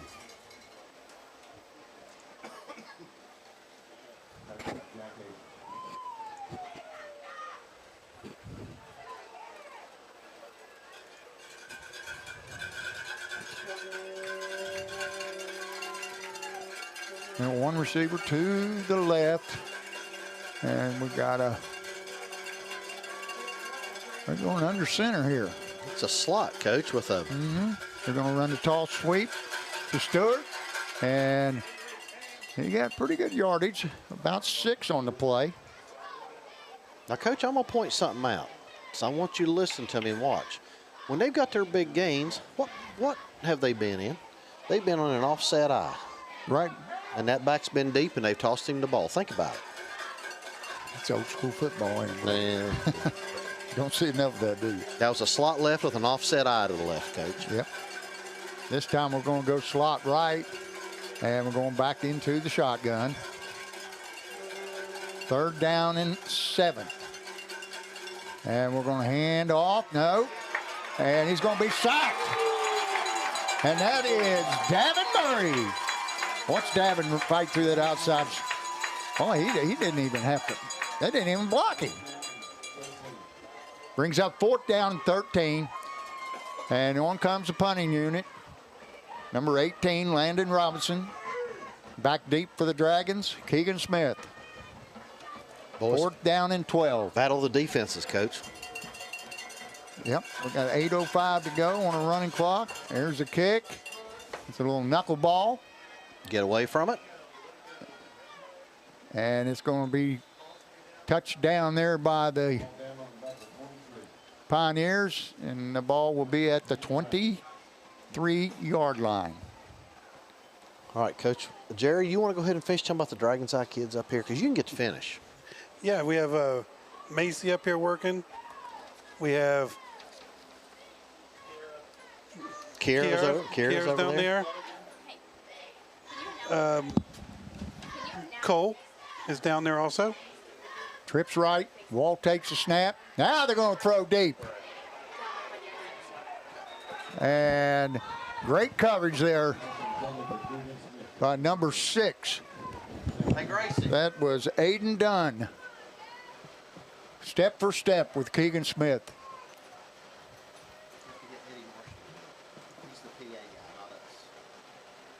Brings up 2nd down and 10. Trips right. One receiver left. Going to throw the quick one. Oh, And that time, we're just out of sync, Coach. yep. We look like that we're out of was sync. intended for Xander Collins and through his hands.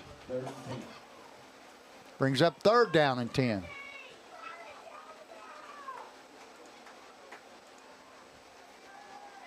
By the way, Coach, I want to give one of my former players, Chad Fisher, got married. I think he got married last week. Oh, I'll finish it here in just a minute. Trips left. Ball drops.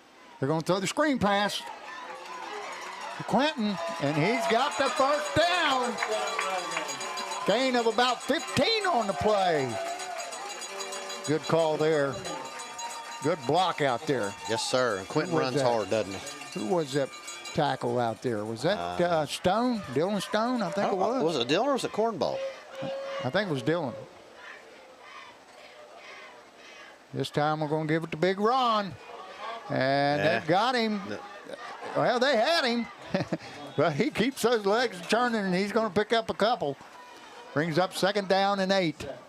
Anyway, I want to finish my shout out to Chad. He got married to his longtime girlfriend, Chloe Stanley. Congratulations, guys. Chad, glad you're watching. He played quarterback here for me. 2nd down and 7. Give him 3 on that play. Walt takes a snap. He hands to Kitts. Kitts has got some room. And he's going to get about 5 on the play. He's going to bring up 3rd down and 2. Nice game. Good hard run. Dragons quickly on the ball. Going to give it to Kitts again, and he's got really good burst through the line there. And he picks up 5 on the play. Gives the Dragons a 1st down. 6:30 to go here in the first half. Dragons leading 7-0. Walt takes a snap, going to hand to Kitts again. He's got some room. He's got the 1st down and little more. He's going to have 15 on that carry.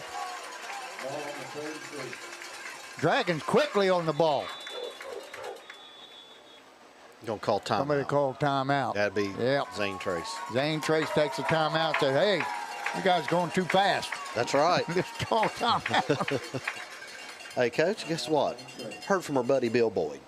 Oh, yeah. How's Billy doing? Now, wait a minute. Here's what he said. I want you to listen to this, Coach. He goes, well, I might as well buy some Dragon T-shirts. I've been watching all your games.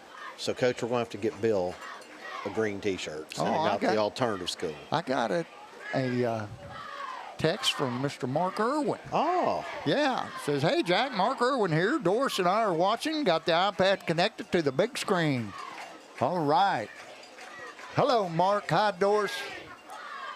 I know you're enjoying those grandkids.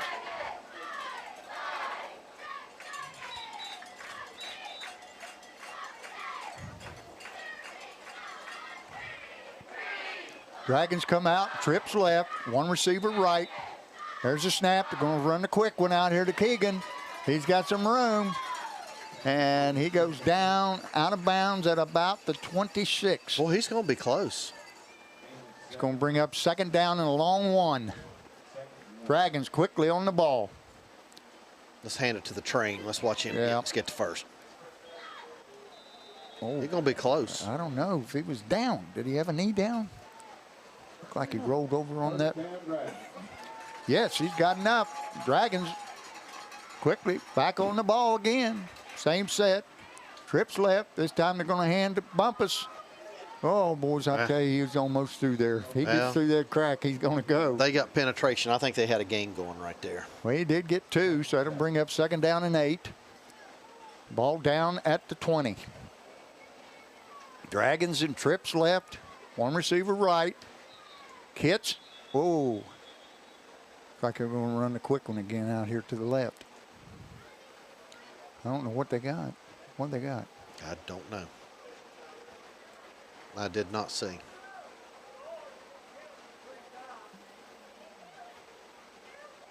I got a female official out there, Yep. Coach. Yeah, I saw her a while ago. I don't know what. Oh. Well, they didn't penalize anybody.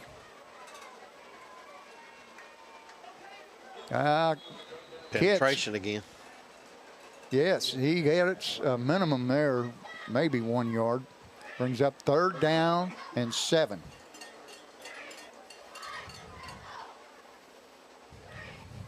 Pioneers have tightened up.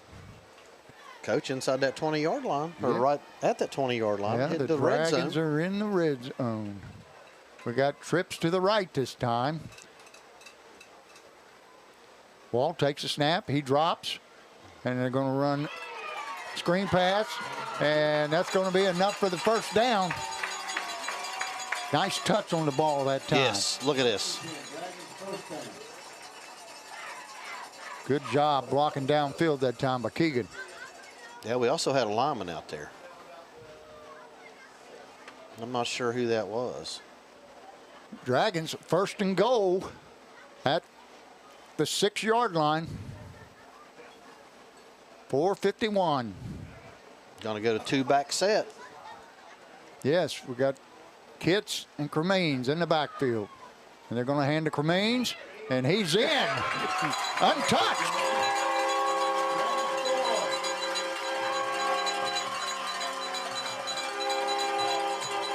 Good job up front. Nice surge. 59 for us. 50, no, it's 55. That was Jeff Rowe up there. Nice job blocking. And on to kick the extra point is Gabe Polson.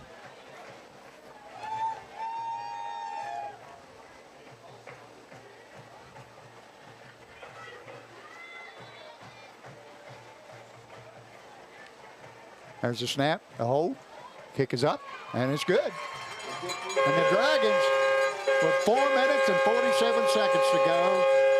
Boy, those horns are loud, aren't they? Yeah. With 4:47 to go here in the half, the Dragons jump out to a 14-0 lead over the Pioneers. Coach Nick Epplin says Afrocentric 6, West Muskingum 6. Also, Blaine Cornwell's out in California watching us. Shout out to you, Blaine. Good to hear from you. I got a shout out to my old golf buddy, Roger Ramey. Got me again this week. Is that who you're golfing with when I called you? Yeah. Yeah. And Rod's a longtime basketball assistant coach. Now he's a longtime golf partner. And got a shout out to Jack Estep. We haven't heard from our Proctorville peeps in a while. Oh, well, we'll shout out to Rusty. There's a kick down the middle, touched by one of the up men. Number 52 picks it up, and Elias Blankenship wraps him up and takes him down. Number 52 is Connor Smith. And the ball is going to be about the 33-yard line. 4 minutes, 39 seconds to go here in the first half. Dragons looking for another stop. And did you mention Josh Scarberry's back here behind us? Oh, no. Josh will be joining us here at halftime and keep us up on the stats. 2 receivers right, 1 left for the Pioneers. McCullough. He's going to hand to, is that Stewart? He's not going far. No matter who it is, going to get about 1 on the play. That was Higgins, wasn't it? Wasn't that 23? 23 would be Jaden Higgins. Yes, you're right. You know, I really should watch the monitor because folks at home have a lot better. I know it.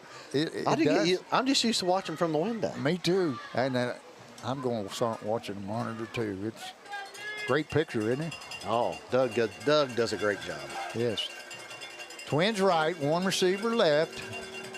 McCullough with Higgins. McCullough sprints out to the right. He's looking, he throws it, and it is knocked out of bounds by Xander Collins. That's great coverage right there. Good job, Xander. Brings up 3rd down and 9. And Macy didn't get that replay, did you, Macy?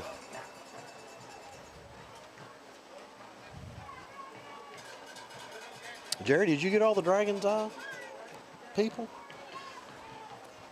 There's about 3 more waiting to come in for the second half. Okay. So, I mean, I love that these kids want to be up here. And yes. But we have to kind of make sure they all have a job that they can work on and do. So we have them going in rotation. Good. Slot right, wide receiver left. McCullough drops. He's going to throw out here to the flat to number 18. That's Landon Robinson, and that's over his head and out of his reach. And it's going to bring up 4th down and 9. And here comes the punting unit once again. Dragons got just enough time to get another one, Coach. 3:44. What do you mean just enough time? We scored down at, Well, I mean, we got plenty of time. Let's just call a spade a spade. okay. You know we're going to be in that hurry-up mode. There's the snap. There's the kick. Wobbly. Get away from it. Yes.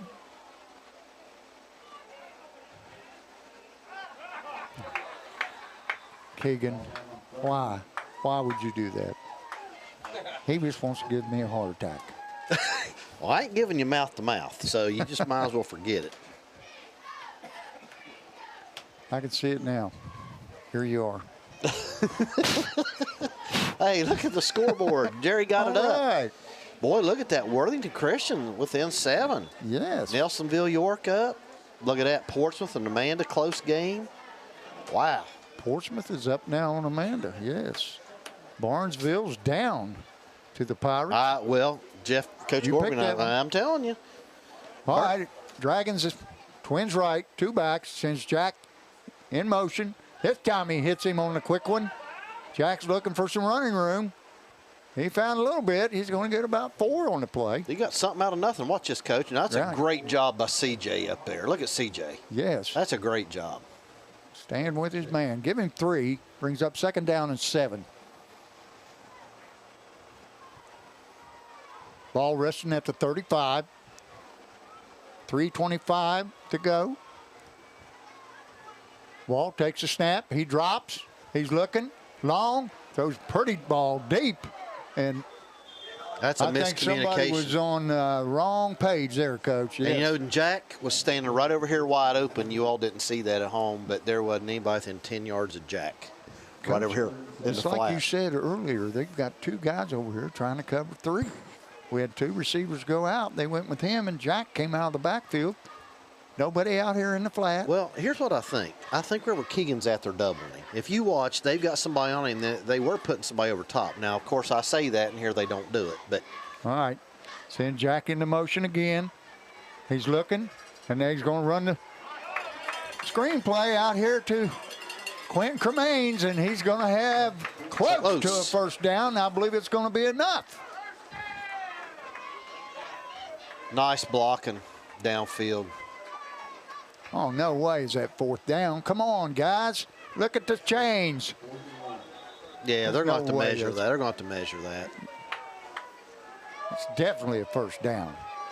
It sure looks like it from here. And that's right in front of us, Coach. They must be old like you and I. There we go. There we go. Got them old Hey. guys. There you go. First down, Dragons. 2:55 to go. Dragons at the 43. And they're going to run the quick one out here. Keegan Smith, he's got enough for another first down. Give him 12, 13 on the play. First down, Dragons. Keegan needs to be careful right there. He Now can't have they're any on extracurricular stuff. Plus side of the 50. Going to run it again. And Keegan's going to get a bunch. How much did he get? He got enough for a first down, I think. All right, we're going to get him with Big Ron here, Yes. going on the wide side of the field. Oh, They're going to run it again. And this time he's only going to get about 2 on the play. Is him second down. Let's just give him 1. Second down and 9.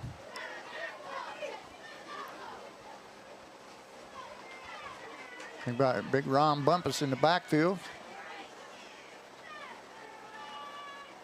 They're going to run the quick one out here to Owen Burcham. The freshman. They got the freshman in. no. Yeah, because You talk about some quick feet. I know. Look at what I've noticed. How many plays have been bench side? Yeah, too many. Trips right, left. One receiver right. Bumpus. And there's a handoff to Bumpus. He avoids a couple, and then he's going to be brought down after about a 5-yard gain, maybe 6. Brings up 4th down and 3. The Dragons are definitely be going for it. Down close to the red zone. They're at the 27. Timeout. Timeout. Coach Jackson, Mike Jackson of the Fairland Dragons, says, hey, let's talk it over here. We got a 4th and 3. What are you thinking here, Coach? I'm thinking I'm going to give us a run, put Jack in and do a run pass options, what I'm going to do up to the wide side of the field. That's what I'm going to do. I'm going to hand it off to Quentin from Means. He's a load to bring down, Coach. He is. Hey, Jerry, you got scores you can pop up? Okay, let's check it out, Coach. 14-7. Let's see if it refreshes here. Update them. Well, we got our computer halfway working now, Jerry. Oh, wait a minute. Don't say that. Oh, 21-7, Washington up. Nelsonville 13-10. Portsmouth 14-13. Barnesville down 14-0. Harvest Prep up 12-0. Columbus Academy and Piketon, nothing. Wow. They're still in the game. Yes. Hornets. Jerry, how about West Muskingum? It's not wanting to pull all the way down on that one, so we'll pull that up here in a second. All right. What was that earlier? 6-6 or? Here's the handoff. No, he fakes it and he keeps it. And that's Jack Hayden. Jack Hayden. He's run out of bounds at the 13-yard line. Steps out right there. Yep. Good. It's at the 15-yard line. So it's going to be 1st down and 10. Dragons inside the red zone. Coach, look at the top. They're covering 3 with 2. Yep. Quentin Means gets it. And he's going to be brought down after a minimal gain of about 3 yards. Brings up 2nd down and 6. Now they got Bumpus in for Means. Bumpus coming to the left, Coach. Big Ron. And he's going to the left, just like you said, but he's not getting anything. He Well, here's dropped what. at the Oh, I line can of tell you scrimmage. why. We don't have a telestrator. But watch as soon as our right tackle pulls that end, follows him right down the line of scrimmage. Well, he did get 2 on the play. Brings up 3rd down and a long 3. Ball at the 10-yard line. Jack's still back in at quarterback. They were tied 6-6, West Muskingum. And This little keeper here. Yep. Nope. Yep. And he is not going to to get it. Nope. It's time maybe to give Mr. Polson a shot at a field goal. With 52 seconds to go. Well, but he's going to be kicking from the hash, Coach. I don't care. Right The boy's got a leg. Well, you're getting your wish. All right. Merry Christmas, Gabe. All right. Gabe Polson. Hey, field goal's better than 4th and 8. I agree. Nothing to lose here. Gabe Polson. C.J. Graham snapping. Keegan Smith holding. Here's kick. It's up. And it looks good. And it is. Nice. All right, Gabe, you made me look good. He made you look. He made you look dang good. Yeah. All right, Coach Jackson. Good call. Hey, The Dragons extend their lead to 17-0 with 48 seconds to go in the first half. Nice job. By the way, Rick Morris told me that it's now Portsmouth West 13, Chesapeake 12. So they've come back. Portsmouth West's not a bad ball club. No, they're not. I sent Coach Nip a message today and wished him good luck and told him to tell his kids we wish him good luck. You know, all these conference teams that are playing. Yes. We wish them good luck. We want them to win. You know, Rock Hill is, I forgot who they're playing, but they're playing. We've got Cold Grove playing. Chesapeake's playing. Dragons. OVC is well represented in the playoffs. Yes. What we got? 5 out of 17 playing? I think. The only 2 that's not playing would be South Point and Gallipolis. Exactly. All right. Elias Blankenship on the kickoff for the Dragons. He approaches, kicks it hard down, takes a big hop. That's number 6, Aiden Dunn, wide receiver that's in there. And he brings it all the way to the 44-yard line. That's great. That's great field position. Sure is. Coach, I believe that's is that Todd Meadows out there? This crew up there by the 40-yard line? I have no idea. I can't tell. I, Jerry says it is. It's hard for me to tell who's who anymore. All right, we got a slot right, one receiver left. There's a snap, fake, they're going deep. And he's caught by number 6. Let's wrestle that ball out of there. Nice catch. Do we have that replay? Nice Macy? throw. And that's all the way down to the 12-yard line. We just caught the end of it. Inside the red zone after just one play. And, Coach, that wasn't bad coverage. Threw it right there to 2 people and just made the play. And they're going to hand off to Stewart, and he's not going anywhere. He's going to be thrown for a loss. Great job by the Fairland defense that time. You had Garrett Cornwell, Elias Blankenship, Davin Murray. And they're going to call timeout. And they're going to take a timeout with 15 seconds to go. And that's going to leave them with 1. Now, Coach, they got to throw. I don't think they can rush for 15 yards. Not in 15 seconds. I don't think so. No, they've got to throw. That way, if it's incomplete, you'll get another play. That's right. And if you run it and you don't make it, time's going to run out. I don't know how many timeouts they've called, but that's at least 2. Hey, look at that fourth. Look at that fourth game down, Coach. I'm telling you. Who's down? Berg. I'm telling you, Berg was going to beat Barnesville. It's 17-0. We talked about that earlier. Yeah. I just think, hey, we got an update. Madison Plains 21, Rock Hill 22. I can't read that. Rick Morris, you sent me 21 and you were at 22nd quarter. So you'll have to send me something back. It's a big play right here, Coach. Ball resting at the 14-yard line. They need 12 to get a first down. They can get one at about 2. And McCullough's going to roll out, and that's going to be caught. That's close to a first. Yes, but he did not get it. He's going to be about a half a yard short. Man, he put that ball right on the money. Yeah, he did. Not bad. Honestly, not bad coverage.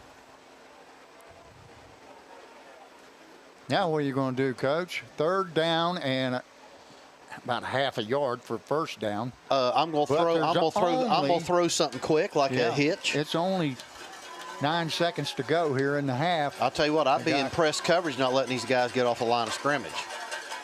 There's going to run it in motion. And McCall's going to roll out to his right. He's going to hit the guy, and he's short. And that is going to timeout. The 3rd and final timeout with 3 seconds to go. Not a bad deal. Now, here's what I would do. 3rd down and 1. I'd roll out to the left to give me a run-pass option there at the 1-yard line. Yeah, you got to. Rock Hill trailing Madison Plains 21-20 at the half. Thank you, Nick Eplin. Dragons trying to keep the Pioneers off the scoreboard with 3 seconds to go in the half. Dragons up 17-0. 2 nice completions from McCullough to Dunn have put the Pioneers in excellent position to get a score here right before halftime. This will be probably the 3rd and final, or it's a 1st and goal at the 1, but I can't see him getting much more than just one play off here. Well, he's going to go under center, and they're going to line up in the eye. Look at that. Or the offset eye, looks like. Talk sweet, Coach.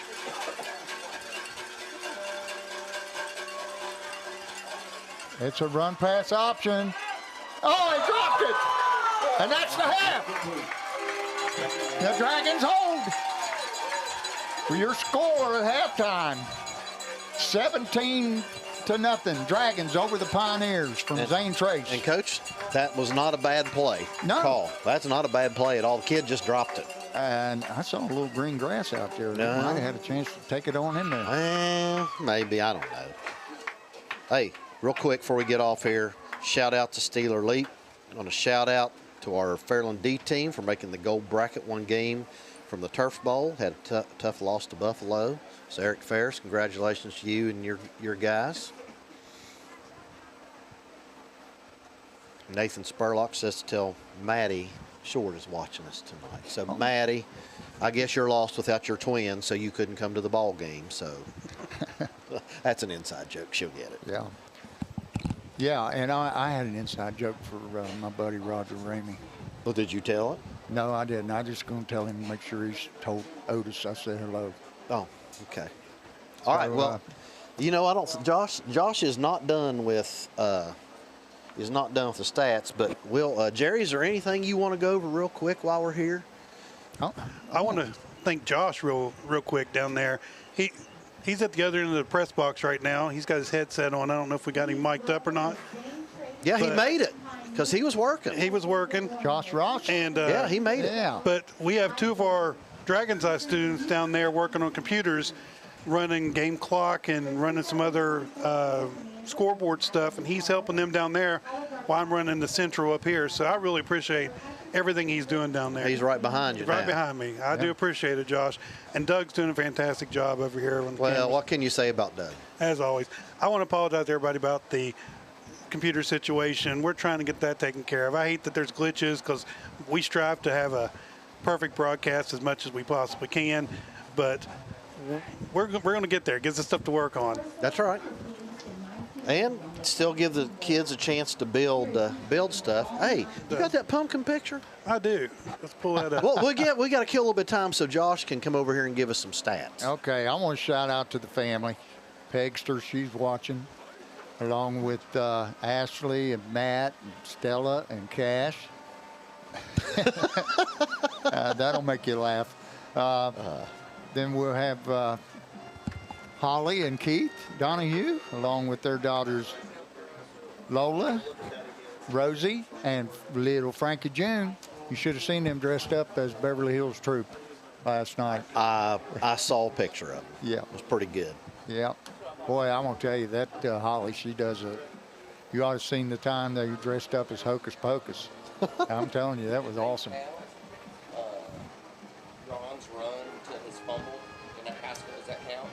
Yeah, that's a run, but it's a fumble. That's I out of say bounds. hello to my brother Yeah, Rick. he gets the yardage. My brother Rick and his wife Linda. I know he's watching. Speaking of Halloween, I think you sent me a picture yesterday. You want to flash that? You want to put that one up first? Sure. Or you go want to up. save it for? Nah, put her up there. Let's Heck, we got some time. Oh, Hit it we got to again. give Josh some time. Yeah. Oh, who is that? Hey, we're going to keep this for Coach Jackson, and I'm going to ask him, who wears that apron better, him or his wife, Kelly? Well, I can tell you that. Answering that would be his wife, Kelly. Hey, did you get your sandwich over there that they sent over, a Bosco stick? I'll get one here in a second. We got a shout out to Lori and Kelly that's in the cafeteria, folks. She asked me today, she goes, well, who's feeding you tonight? And I said, nobody that I know. And she said, okay, we are. Oh, God. And Don't you just love them? Well, we got some cookies over there, too. Oh, yes. That's where I'm going. Well, here's the thing. As soon as Josh gets done. I'll give you my headset, and I'll go visit the cookies. Okay, you go get. They're on the bottom over there. I know it. And keep them know. hid. Those are special. That's Them right. things are big as a daggone pie pan. I love it. Well, let's listen. Kelly and Lori do that for these kids on Fridays. I know it. And they go above and beyond. You know, when Miss Hayes was here, I don't know if you were paying attention, but you know, I was looking for a phone. That was sitting right down there. It takes a village to raise a kid, you know, and I'm going to tell you, the support staff we have at Fairland and the teachers we have, I mean, It's great. It really is. Yeah, I got to give a shout out to Mr. Jerry Bell. I never thought in my wildest dreams we would have a setup like this. When we first started, there was 3 mics, no headsets. Yep. And just me, you, and Doug. And then enter Jerry Bell. And I'm telling you, he's going straight up like a rocket. Let me tell you this. Miss Hayes was very impressed with what we're doing up here. Yeah. Superintendent tonight. I asked her, I said, what do you think about this? She goes, wow. Yeah. I can't wait to see what he's got in store for basketball. He'll come up with something. I know it. He'll probably have some kind of split screen thing or something. Who knows? Yeah.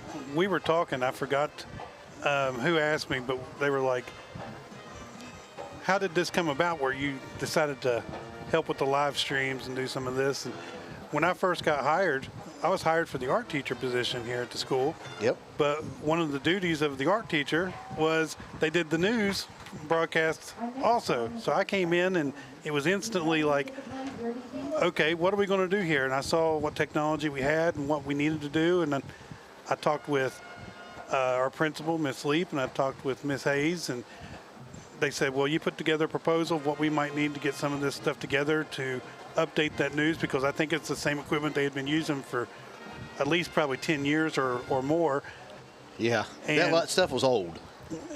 We went ahead and put that stuff together, and then as we needed little things and we saw stuff that would be better or make the production go a little smoother, we've added little pieces here and little pieces there. And, you know, that the broadcast program we have has just been fantastic for these kids, and they are growing.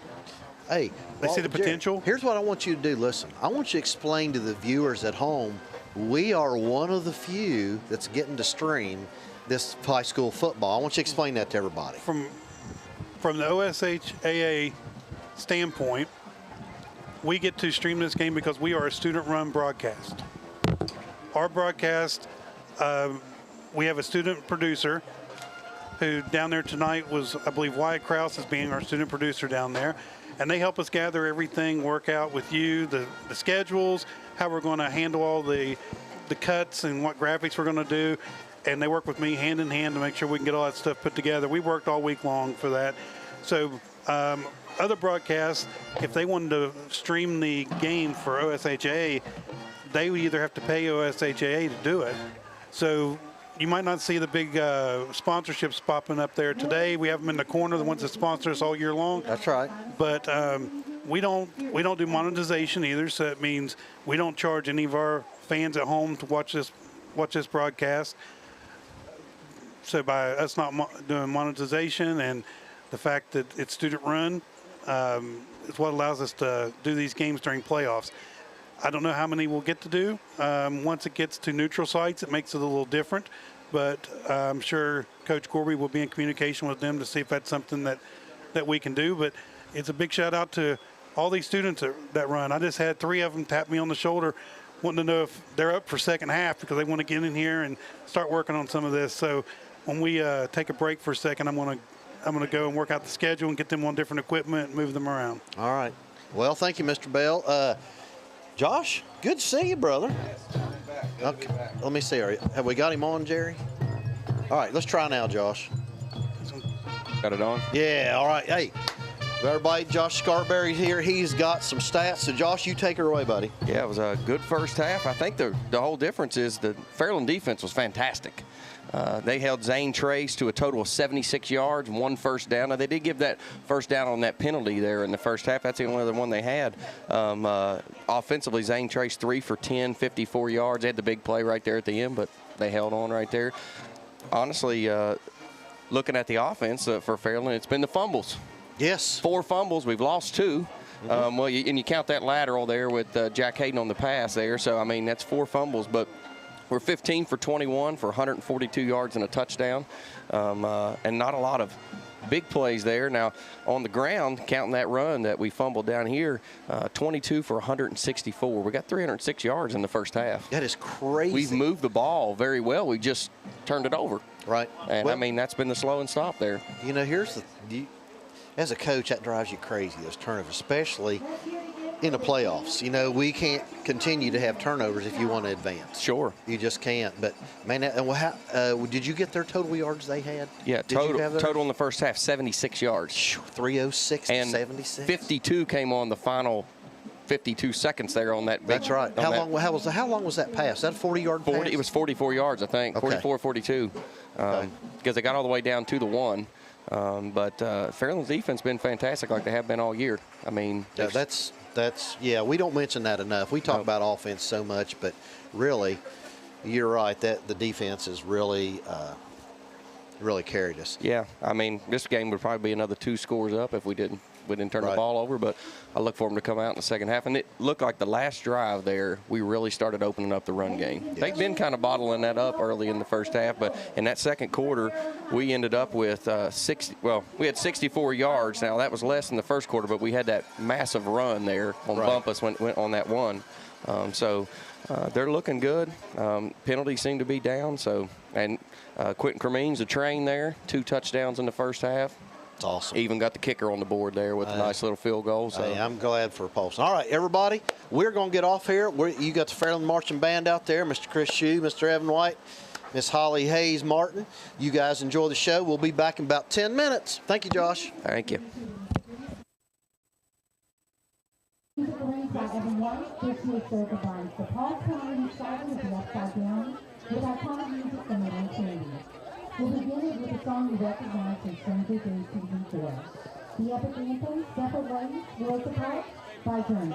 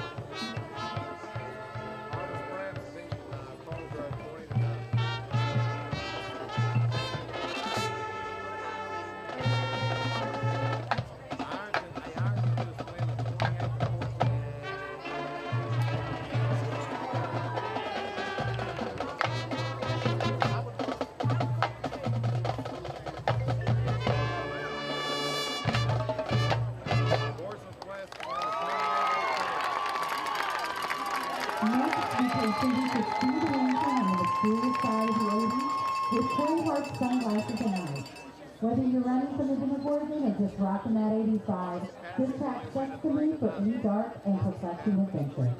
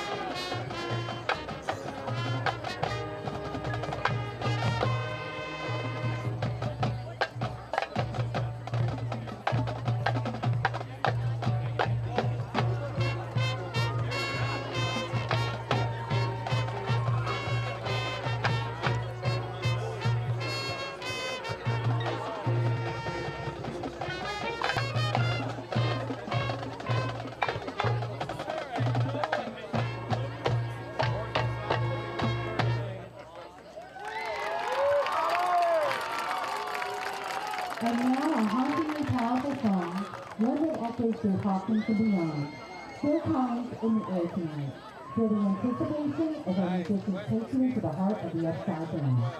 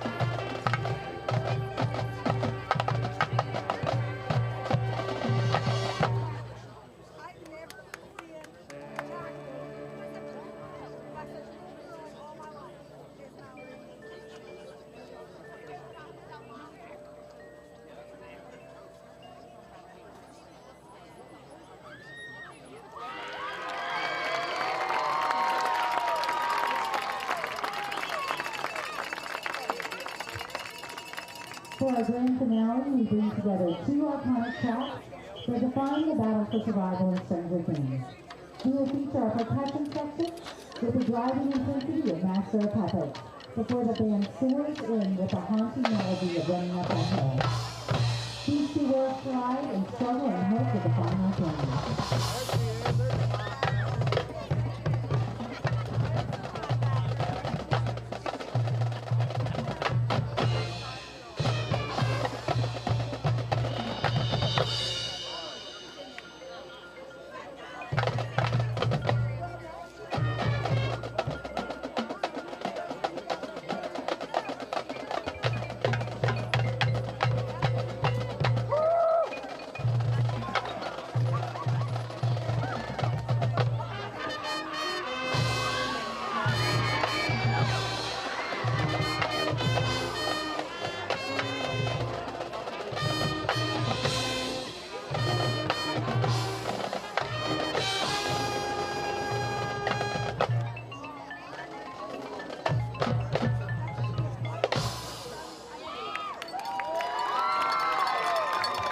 Let's do it again for the best band in the band, your Fairland Marching Dragons.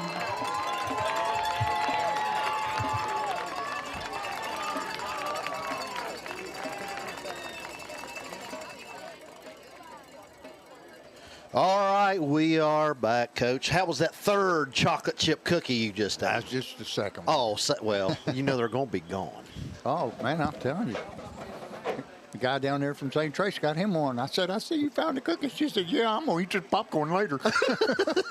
Well, you can't beat. They're great. You can't beat the Lori Thank cookies. you, Lori. Thank you, Kelly. And thank you, Vicky. All right, real quick, I want to give a big shout out to Steeler Leap. He's up north playing football. So, hey, Squealer, I hope you're doing good, buddy. All right. Josh is now going to be running, Coach. They figured something out here at halftime, him and Jerry. Josh is going to be running some pictures for us. Okay. So it takes away from it doesn't take all that stuff from Jerry's computer. So, Josh, have you got the overlay of Molly and Bailey Russell or that picture? Oh yeah, that was good. Because I'm gonna talk about these girls. Yeah. They got mad at me because the girls, I'm going to take a picture of you. But anyway, everybody look at that. That's Bailey Russell on your left and Molly Dunlap on your right. I want to congratulate both these girls. But first of all, Molly placed 40th out of 148 runners last Saturday at the Division II Regional Cross Country Meet at Pickerington, Ohio. She ran a personal record, Coach, for the season at that meet. 40 out of 148. That's pretty good. Yeah. Bailey also ran at the meet. She placed 92 out of 142, or 148, I'm sorry. So we want to congratulate both of those.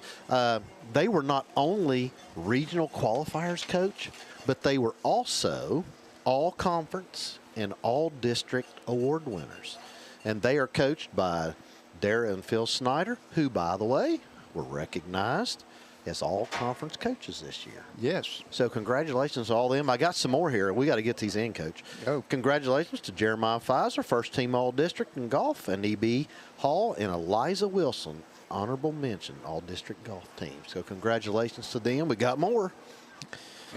Congratulations to the following ladies who are all OVC in women's soccer. Molly Dunlap again. She's there on your right. She's doing 2 sports there. She's an athlete. Cam Barnett's, Hallie Shrout, Jolie Jarrell, and Angela Lee. Congratulations also to the following girls that were named honorable mention all AVC. Morgan Butcher, I call her grandma, by the way. I've called her that since she's been in 7th grade. And Marley Maxey. So congratulations to all you ladies. Congratulations to the following gentlemen who were all OVC in men's soccer. Guess who the first one is? Gabe Post. How'd you know? I've read it all. Oh, you turd. All right. We got Gabe. We got Shane Rowe, Nolan Bennett, Daniel Mongi. Okay, now listen to this. But we also had some other guys that were honorable mention, all OVC. David Mongi, his brother. I call him Big D and Little D.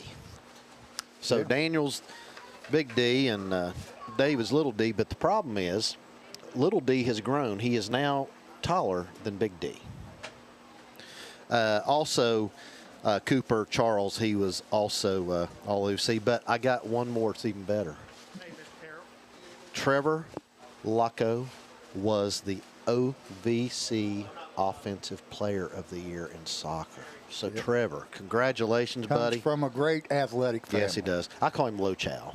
He comes through the lunch line. I call him Lo Chow. He's a great kid. He really is. I have one more. Congratulations to the following ladies who were named all OVC in women's volleyball. Here we go. Yep. Macy Workman, Chloe Mayo, and Jordan Spencer. Honorable mention was Addison Godby. And guess who the coach of the year is? Oh, it's got to be Allie Van Horn. That's exactly. And I just saw her mother up here. Did she leave on us? Yeah, probably. Okay. I'm going to tell you what. I told her before they played the very last conference game, I said, now, after you win this, you know you're going to be coach of the year. She said, what? I said, yeah, you win the OVC, you're automatic coach of the year. She said, I didn't know that. Well, Allie did a great job. She did. And used her players well and substituted well when she needed to. And I wanted to say one thing about cross country. I had a granddaughter named Lola Donahue that ran in the state meet for middle school in Columbus and finished 14th out of 278 runners. That's pretty good. That's pretty daggone good. Yep. Hey, Coach Carroll. Yes. I got a surprise graphic here that Miss Molly Dunlap will probably kill me for here. Okay, show it real quick because we get ready to kick off. Can you get it? How quick can you get it, Josh? We'll see if it'll update. Is it going to come up? Oh, wait a minute. Oh, yeah. There it is. All right, we got kickoff. We'll talk about that in a minute. There's a kick by Elijah and Elias, Okay, Josh, bring it back real quick. This was Molly's Halloween outfit she had on last night. Her whole family were dressed up as different trophies last night. I think somebody else was a trophy. I think it might have been Meredith. All the rest of their family was. The whole family was. The whole family, Oh, Mom, wow. Dad. That's awesome. What was Mitchell? I don't remember Mitchell what was the soccer champion. Marianne and Brian were veteran in their sports. All right, back to live action. Here we go. Okay, we got the I backfield, wing right. There's a toss sweep out here to number 2. That's Ethan Stewart, or excuse me, Silas Stewart on the carry, and he's dropped for a loss by Keegan Smith. Keegan Smith. That's a great job right there reading. Yes, it is, and it was a good tackle. Hit him right in the ankles and dropped him face first into the dirt. You know, Coach, I used to have ankles. You know what I have now, right? Cankles. How'd you know? I've heard them called that before. Okay. Okay, got an offset eye this time. McCullough's going to run the toss sweep to the other side, and it's going to be a half-back pass, and there for the interception is C.J. Graham. 3 weeks in a row. Nice Boy, job, he's a ball C.J. hog. He took it right away from him. Great job, C.J. Graham. And the Dragons are going to take over on the first turnover of the game for the Pioneers. And the Dragons have already committed 3. And they're going to come out in trips to the right. Quentin Cremines in the backfield beside Ethan Wall. Wall takes a snap, and he's going to hit slant. He could go. He could, but I don't think so. They've got pretty good team speed. And he's run down there by number 20. That's Mason Hartley. Well, he's still going. Dragons first down. That play was good for about 25 yards. The Dragons move it all the way into the 25-yard line.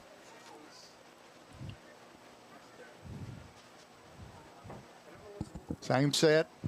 This time they're going to hand off to Quentin, and he's moving him, still going. Man, what a run. Oh. What a run. Oh, they're calling a turnover, Coach. They're saying he turned the ball over. Well, they did rip it loose. Well, he's got in his hands, or did. He wasn't down on the ground yet. That's probably a good call. Okay. That's what I've seen. We got the replay. I don't know. Who we got down there replaying, Jerry? I don't think he can hear us. That's all right. Well, Dragons with their what? There it is. Here it is. Watch him. He's going, and they rip it out right there. There, you're right. Oh, I don't know. He might have been down. Yeah, I think he was. I don't think he was. I think you hit it right the first time. Okay, this ball will be taken over by the Pioneers on the 7-yard line. Josh, is that our 4th turnover? Yeah. Yep. Jeez. You're not going to win very many playoff games with 4 turnovers, too. Well, I mean, give them credit. They've batted 3 out, right? Yeah, and they ripped that one out. So they've been coached to do that, Coach. That just didn't happen by mistake. Okay. 3rd turnover, 5th fumble, Josh says. There's quarterback. Yeah. Didn't check him. He's going to get about 4 on the play, all the way up to the 11. And running him down from the backside was Will Calicote.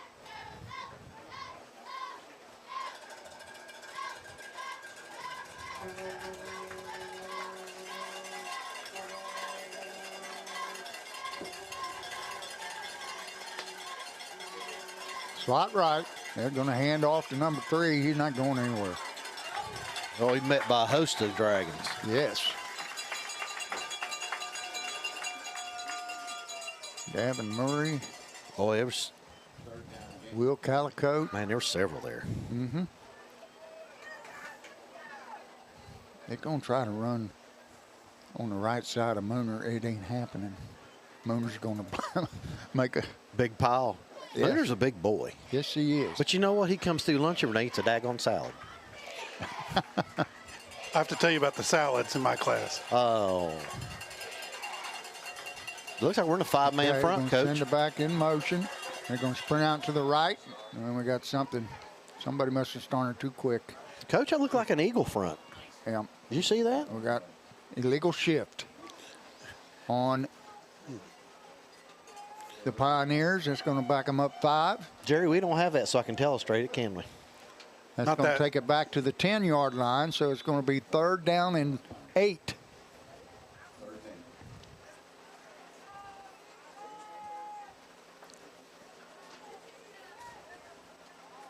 Big down right here. Huge. What, 3rd and 7? 3rd and 8, 3rd and 7. If you're going to throw, he's looking, going deep down the sideline. And it's just out of the reach, and they're going to call pass interference on Keegan Smith. I don't know. We have that. Let's look and see, Coach. I did get a little shove in the back there. Why he put his hand on him, I have no idea. And that's going to be 15 and an automatic first down.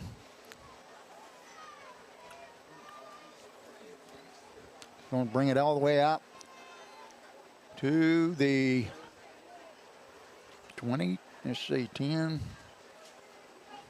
Oh, they're moving it to the 25.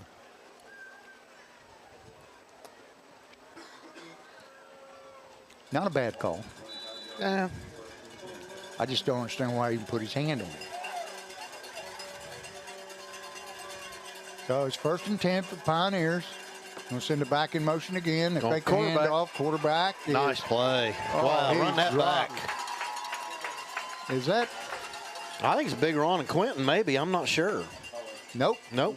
That's the first hit there was by Will Calico. Wow. Well, he fought off some blocks there then, didn't he? Yes, he did. Scraped. I don't know where they got. I swear I think they were in an eagle looking front there a minute ago, Coach. They look like it. Look like a 5-man, look like an eagle front. Now they're back to a 4. I think that when they went tight, they were in like an eagle look. Tight end right, slot right. Now tight end. Oh, he's blocking. And there's a good run by number 3. Number 3 is Bryce Johnson. First down, Pioneer. And he got a nice gain on the play. The ball all the way out to the 42. 17-yard gain. Nice chunky yardage. Mm-hmm. They're going to hand it to the tailback, and he's going nowhere. He's going to be dropped for loss. Yeah, Dylan Stone in there. Who else? Yeah. Who else was I that think up that's there? Garrett. Yeah, there was somebody else up there too. Oh. Was that Cornball? Cornball and Bumpus. Or maybe it was Will. Maybe it was Will. I don't know. We're going to bring up 2nd down and 13.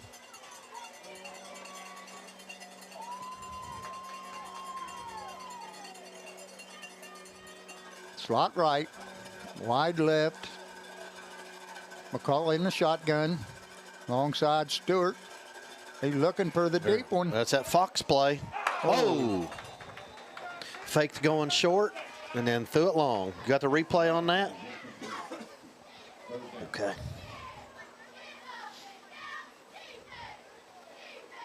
I don't know if I'd be wanting to throw the ball towards C.J. Graham. Swiped 3 in the last 3 weeks. I know, but sometimes I think people look at C.J. and he's not. They think he's not. small. He think he's short and don't think he can play defense. Yeah. And I think they can pick on him. Well, just keep on picking, and so will he. You keep on picking off. Slot left. Going to roll out to the right. There's your double move. Yep. And it's caught by number 6, and he's out of bounds at the 28-yard line. All right, here we go. Look at that double move, Coach. Yeah, his little wheel route went out and then up.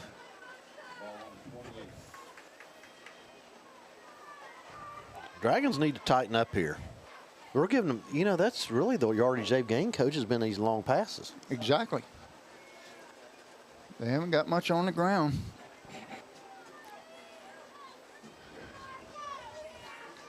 Slot left. Tight end to the right. The back to the right.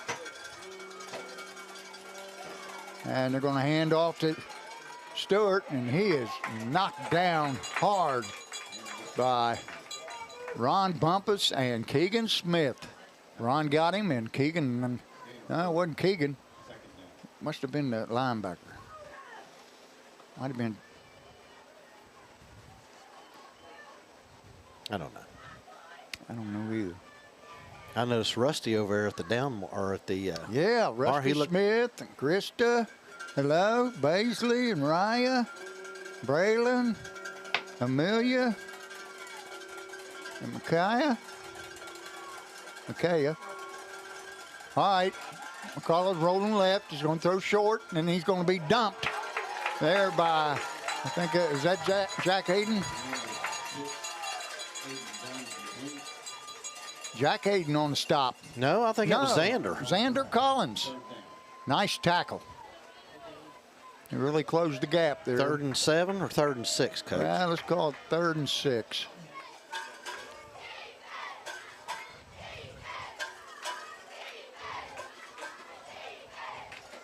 Slot to the right, one receiver left.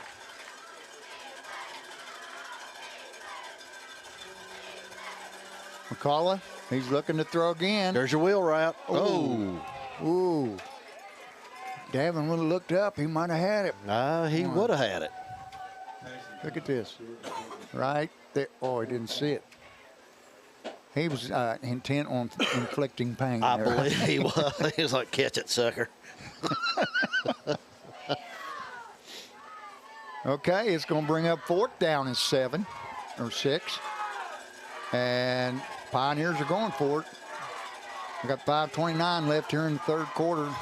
They're looking to get on the scoreboard. We got to tighten up here. Yeah. It's not going to go anywhere. And look who's there. Guess who? C.J. Graham. Nice read on that. Nice read. Yep. He stopped his forward progress at the 27-yard line. And the Dragons going to take over on downs. Defense stepped up again, Coach. Yes, he did. Have you heard from our Susan Street group tonight? Our what? Our Susan Street group. No. Wes Shepard, Judy, I'm sure they're watching, along with Carl Daddy Mays and Mark Root. There's a quick one out to Jack Hayden. He's wrapped up after a gain of about 7. Going to bring up 2nd down and 3.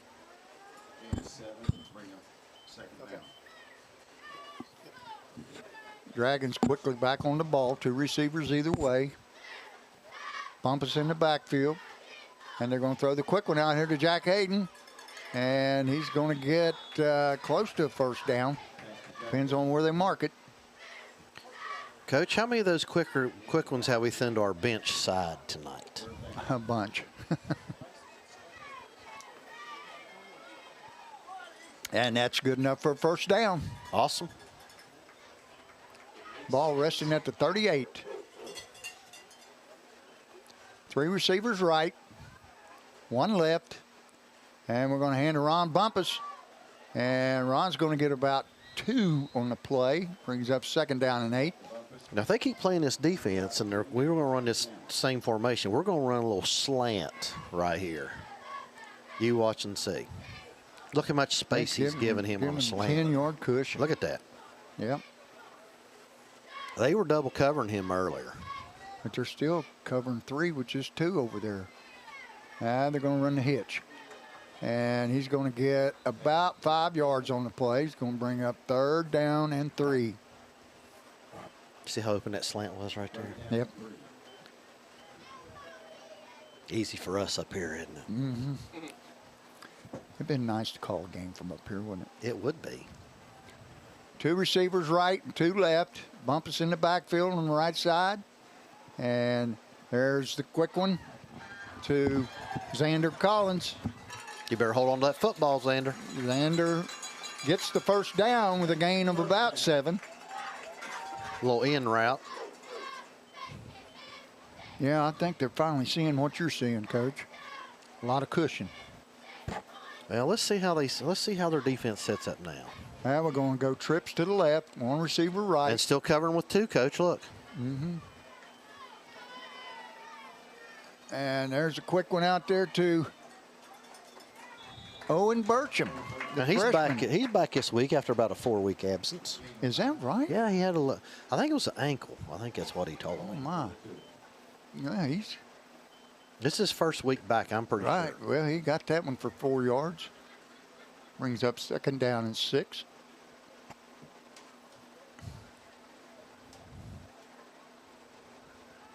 And there's a quick one to C.J. Graham for about 3 or 4 on the play. Brings up 3rd down and 2. Coach, have you noticed? Resting at the 39-yard line. Cam Kitts has not been in this half. He's standing on the sideline holding his helmet there beside Joe Lambiot. Oh, my. He must have tweaked that ankle again. I hope not. He had a good. All right, we got 2 half. back set this time. And we're going to throw. There's your slant, I told you. And Higgins got it, and that's enough for a 1st down. He picks up 10 on the play. Coach, they're giving that all day long. Look at this outside linebacker up there. He just. Boy, he don't make that tackle. No. He could be going I for know. days. Now let's see what they do with this outside linebacker. See if he keeps him there so he can get back into that area where take a slant away. Run a post. Bumpus in motion. And they're going to hand off to Quentin Cremines, and he's not going to get much. Now, Coach, if he did you got see in. how wide open that post would be with Keegan off of that? See how they're playing that? I mean, there's nobody. That 20 can't stay with him. No. All right. 2 back set again.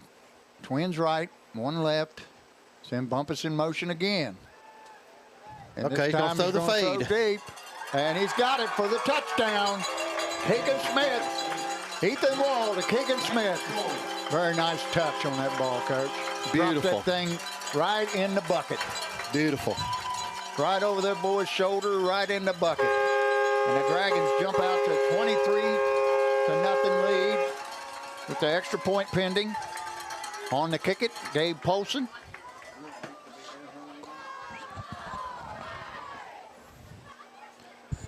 Jerry's going to give us some scores, Coach, after we kick this extra point. Okay. We'll get caught up for you folks at home. Kick is up. Oh. And it is good. Oh. All right. Well, Piketon down 10-0. Portsmouth, look at that, 28-13 now. Berg still up 17-0. Nelsonville, York, that's a good tight game. one, yeah. Fighting Tigers 35-14 at the half.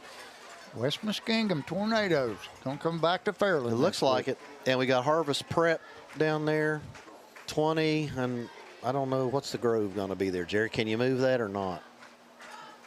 Cutting it off a little bit. Let me see if I can just tell you what that is. 20-12. 20-12. Okay. No. That's still a close game, isn't it? Mm-hmm. 8 for 8 on that drive passing. 8 for 8 passing on that drive, Josh said. Josh, we have to try to get you hooked up to a microphone. We just got so many daggone. We've moved a lot of stuff here, Jerry. When after show, we're going to have to figure out hooking that mic. I think the cord's still over here, hooking back up. Elias Blankenship kicks it down the left side, and it's going to roll. And he picks it up. Bad mistake. He's going down right there where he picked it up. I think I might have tried to let that roll out of bounds. I don't know. They were close, Coach. He'd have to do something. Yeah. Hey, we'll take it. That's a pretty good kick. Yep. I'm going to give my family a shout out. My girls, Isabel and Brent. Oh, I'll have to tell you about what Brent did. Jeez. Son Nick and Anissa. Then we got a little one on the way. Due in December. Okay, down in Georgia. Grandpa. I'll be calling you Grandpa up here next year. Papaw. Papaw. I'm going to be You're going to go Papaw? I'm going Papaw. I'm Pappy. Okay, I'm Papaw. Papaw and Pappy on the call. That's right. Well, we're also the Geritol twins. So. Okay, they're going to take over at the 19-yard line. There's a snap. Inside handoff. To Stewart. Oh, was that a face mask? Don't know. I think that's a face mask. Right there. No, I No, don't know. I don't think so. That's what they're going to call. Well, I mean, his hand was close, but that doesn't. Okay. No. All right, Coach, you had it right. He had it on the inside of the shoulder pad. You can do that. Yes. As long as it's not on the back. That's right. Anyway, shout out to them, Mary and Tom Johnson. You know, they watch us every week. Dr. Ryan Carroll, I went up last week and met him in Columbus and went and watched a ball game with him. Got to watch Buckeyes? Yeah, got to watch Oh, you lucky dog. Nebraska. Yeah, I enjoyed that. Boy, there's a big one tomorrow, isn't there? Oh. And my niece Elizabeth, Zach, and Noah, and Elizabeth and Zach went up too last week. We had a great time. Good. Family's always a good time. Hey, if you ain't got family, you ain't got nothing, bro. That's You know? right. Okay, we got Twins left. And we're going to look to throw down the middle. Nice And play. Oh, man. I don't know how that is pass interference. Yeah, he had his arm. he hugged him. He had his arm around his shoulder pad. Good call. That is a good call. Good thing we got replay, Coach. Yes. Macy Otherwise, still we've been- down there? Is she doing replay still? Macy's Good, still down there. Good job, Macy. Yes. Jerry, did you get other people in here doing some stuff down on those 2 computers we got down there? We now? have Cole down there working. Okay, Cole Schneider. Cole Schneider, and we had up here just a few minutes ago, but they're going to help with teardown. We have Andrew Cobb and Sean. Sean Brazos? Yes. Oh, he got to be here tonight? All right, Pretty that's sure awesome. they were just That's up awesome. here. Right. I want to give a quick shout out to J.J. Massey. His wife, Teresa, they're in from Columbus, Ohio. And Teresa's an old big patty girl. And J.J.'s hair is white as snow. There's another throw here. Yeah. Oh, CJ just about got Just that missed one. it, but that's going to be a first down. Yep. Wow. They should have went for the hit on that one. That was a gain of about 25. That's where they're getting the yards, Coach. They're getting chunks thrown. What do they got here? They've got something. They're discussing something. I know, but I don't. Yeah, there's a flag. Look down there on the 30. Oh, you're right.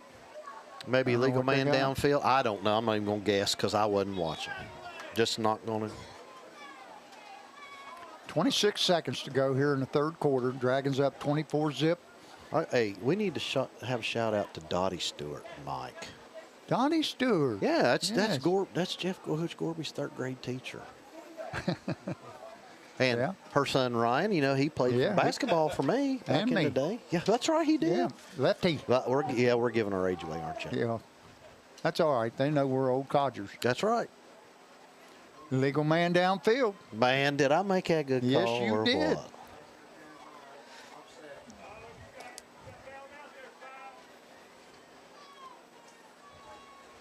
That's going to bring up, what are they going to do? They're going to mark it off? Offsetting penalties there, Coach. Oh, offset. Okay. What was the penalty on Fairland? I didn't see what the penalty on Fairland was. I saw illegal man downfield on Zane Trace. Right. I didn't see the pass call. I guess interference. Pass interference is what they called on us. All right. We got Twins to the left. Tight end right. Collis. There. Crowe. Nice. Oh, a drop by number 20. That's Mason Hartley. Hit him right in the hands. Boy, I'll tell you what. You know, he put the ball right there, Coach. I mean, that's Yes. right there. Yes. You got to catch that one. And Hit you know right what? In the hands. And we need. You know what we need to do? We need to get more pressure on the quarterback. Yes. Well, they're going to have to throw if they want to get back in this game, Coach. We got 21 seconds left in the third. 12 minutes left to play after that. You've got. And they're not getting much on the ground. No, so they're going to have to throw the ball. So we got to step up. All their big plays have been by it. That's right. This Zane Trace line's doing a real good job of containing on the edge there, too. So Okay, we're going to throw a quick one out here. A little jailbreak screen to number 20, Hartley. Big Ron does the tackle. Oh, what have they got now? I don't know. Holding? Yeah, holding on now. I didn't see it, but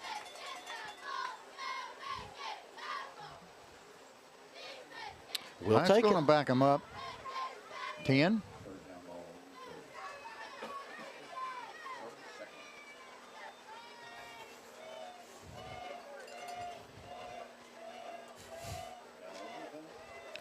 That's going to take it back to about just outside the 20. Going to bring up 2nd down and 20. Coach, the Roar Balls want their shout out. Boyd, Susan, and Aaron. Hey, guys. Who's that? She's a sub. She's a sub all the time. She's all over the district. She subs everywhere. She's been staying with us. You don't know her. They're probably, I don't want to say they're new to the area because they're not. They've been here a while, but be new to the area to you. Yes. So.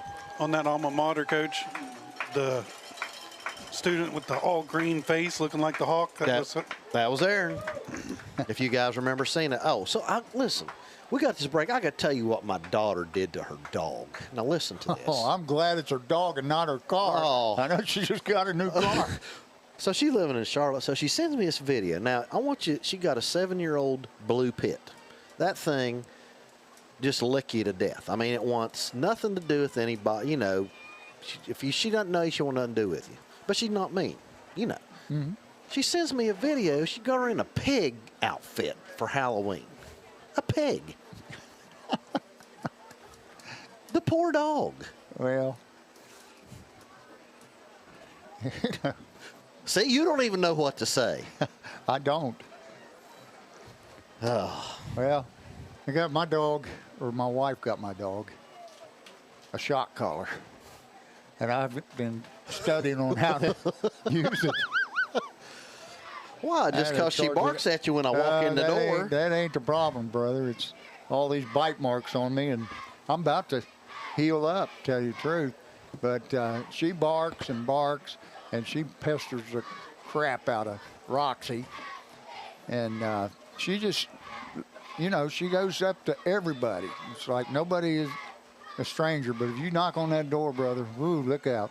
Oh, I know that. All right, we got twins right. McCullough takes a handoff.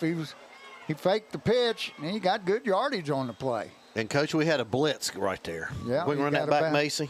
Look at here. We got guys going, and you know what? We ran right by him. Yep. And he got about 7 on the play. Going to bring up 3rd and 13. Nice little play. Yeah, but they're not going to be running here. They can't. They got to throw the ball, Coach. They have to get a quick score. The ball, and Dragons got to be ready. Maybe pick one here. Little pick 6. I think we got some people going again. Back out of the backfield. Blitz again. Run that back, Macy. Silas Stewart out of the backfield. He was open. Look at here, Coach. He's unaccounted for. A little bit behind him. Yep. Now, I don't know if he's going to punt or not, but. Yeah, here comes the punting unit. Number 18. Yeah, Coach, you're down 24-0 with 11 minutes to go and you're in the playoffs. Are you, no, I mean, I guess they got, 13 yards? 13. Yeah, you're right. Maybe we can get another turnover. Yeah, and get a quick stop. That's a nice punt. This time, Keegan picks that one off, and he's dropped there by a host of Pioneers. Number 52, number 11, the quarterback. 52 is Connor Smith. Gunnar McCullough was the other one there. You like those quarterbacks, Coach, when they get downfield and make that tackle. Really? That's. Couldn't believe I was calling his name out there. Okay, the Dragons going to take over at their own 40. 1st and 10. 3 receivers left. 1 to the right. And there's a quick one. That slant again, Coach. Yep, and it was there. And it takes about 3 or 4 to get Keegan Smith down. Well, actually, that was more of a square end, wasn't it? I think. I think they figured out that the cushion is so big that they can't run anything toward the inside. They were throwing everything outside in the first half. But look at this coverage down here. We got single coverage down here on the bottom, Coach, too. Yeah. Wall rolls out to his left. He's looking. And that one's almost picked off, but knocked out of bounds. It was number 13, Cohen Larson, on the coverage.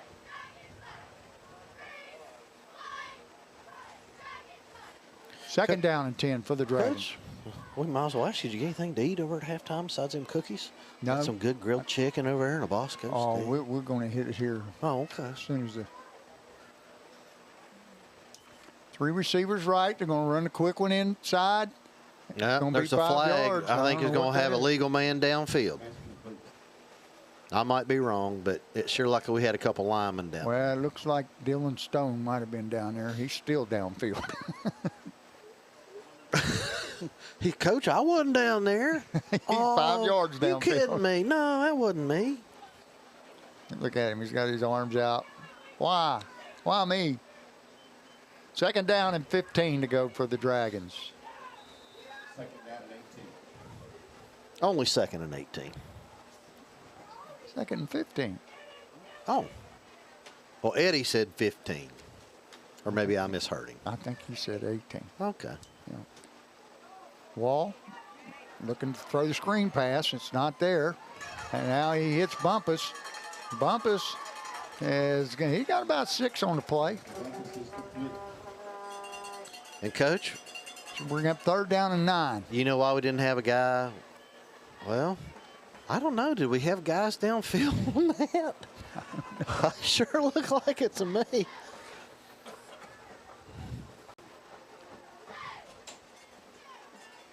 $9:58 to go here in the ball game. Dragons up 24-zip. Third down and 9. Twin receivers each way. You're going to throw the quick one out here to Bumpus. And, buddy, you better get on your horse. And Bumpus is going to get the first down.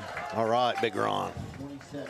Oh, man. Who is 15 down there with the leg brace? Is that Aiden Miller? I believe it is. Right Yes. down here, Aiden. They took him out. Oh, my. He That's went not down. good. Man, we can't be having that. The boy just had ACL surgery. We better get his butt on the track and get out of the way. Big Quentin. Quentin Cremain's on the carry. He's going to get about 5. Brings up second down and 5. Good job there by Garrett Cornwell. Did you see him turn up and seal that? Yes, I did. But you watch their end. When our tackle pulls, they're following right down the line of scrimmage. Wall. He's going to give it to him again. And he's going to get about 5 again. It's going to be close to a first down. Comes Davin in. I think he's going to run the ball maybe. Yeah, give Quentin a break. Davin Murray goes into the halfback spot now. Well, listen, we got Jack can run back we there. got third and about a half a yard. We got a bunch.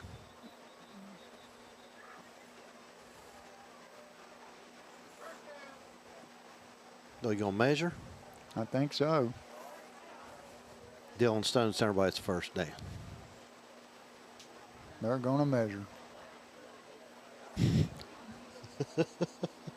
It's going to be close. Hey, check out these scores. Look at that. Portsmouth 35-16 over Amanda Clear Creek. 17-7's tightened up a little bit. That Pirates and Barnesville Shamrocks a little bit. Piketon's down 10-0. Looky there. West Musking beating Afrocentric. Wow. And Fighting Tigers 35-14. I'm kind of shocked at that one, not going to lie. Harvest Prep up big. Yeah, 20-0. Nelsonville York 13. What's that rest of that? Jerry, do you know? Third and inches. We going to go under center? Are we going to take bets? I'm betting that we won't. Okay. I was going to say I'm going to bet we don't either.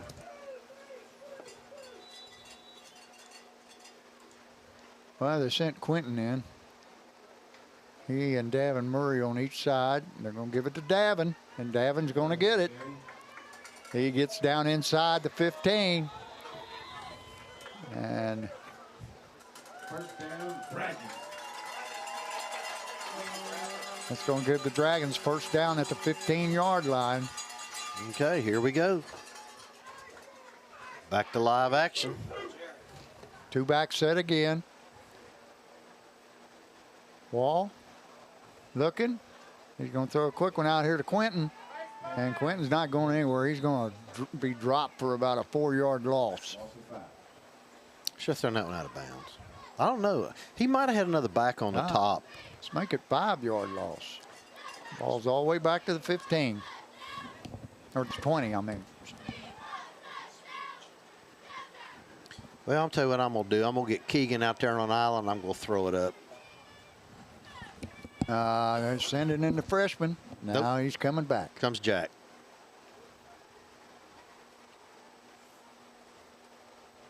All right, we got trips to the left.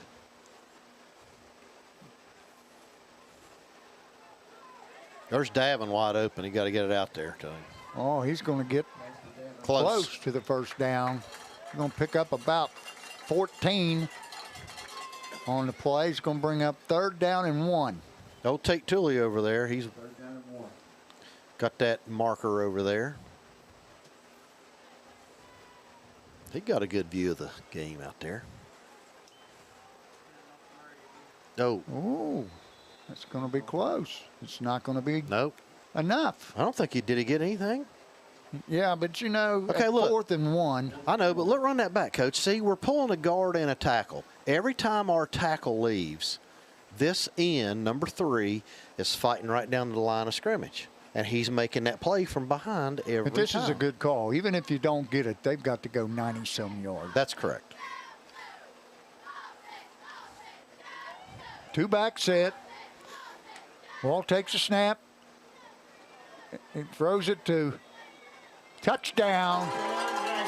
Who was that? That was Keegan. Well, look at the cushion. They're down there and got it. Well, that slant's been there all night. They're giving him that big cushion. That was a low ball, though, and he just went down and got it. So we going to have a running clock? No, not at 31-0. It's 30-0 now. After Gabe makes this extra point kick, it'll be 31. It's got to be 34, I think. There's the snap. Oh, the kick is good. Hey, I just got an update on Rock Hill. Rock Hill 30, Madison Plains 21. So Tony Love might get him a victory. It would be the first one they've ever had in school history, I think.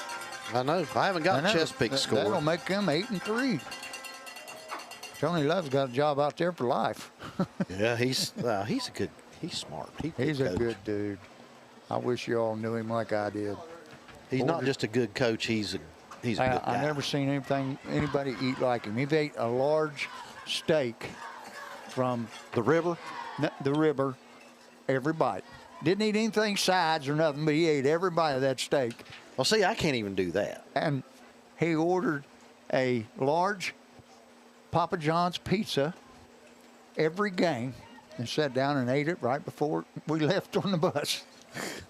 I've been sicker than a dog. Oh, that man can eat. He's a good dude. You never meet a finer fellow than Tony Love. Except maybe Dave Carroll. That's right. You better get me in there. It's running clock. All right. Okay, running clock. That's what I thought. And it's taken by number 20.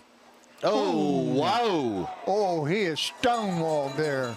Is that Garrett Massey? I don't know. Number 23, Garrett Massey.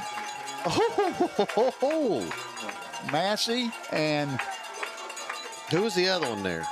Oh, we're going to put in a few of the second teamers, I think. Good. That's good. Yeah, Ford Rickards in. Get some of the younger guys. Yeah, Jeff Rowe. Yep.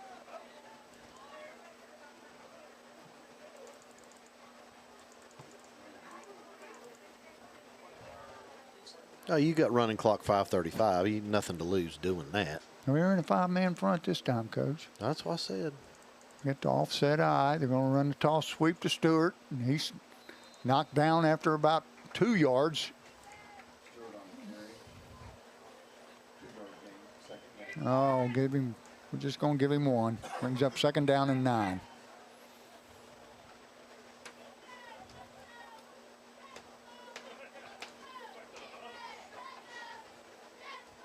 (17-13) Union Local over Nelsonville York, Coach. Oh, Portsmouth West 42-18 over Chesapeake. Ooh. That got ugly. And McCullough rolls out. He's being stalked. And he's going to throw it out of bounds.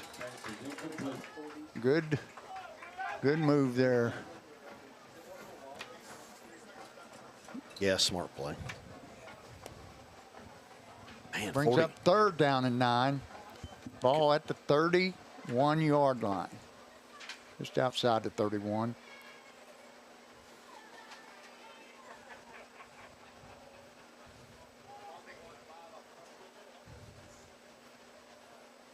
Okay, twin receivers left. Tight end right. Call it drops, throws over the head of number 2, Stewart. It's going to bring up 4th down and 9. What are they going to do now? Yeah, he's running clock. Go for it. Sure. I mean, Coach Jackson's going to put second group in.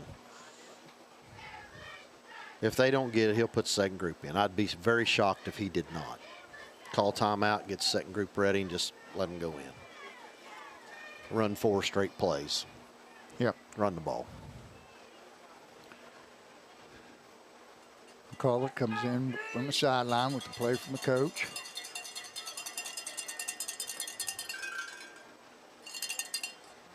Twin receivers right, 1 left, tight end left.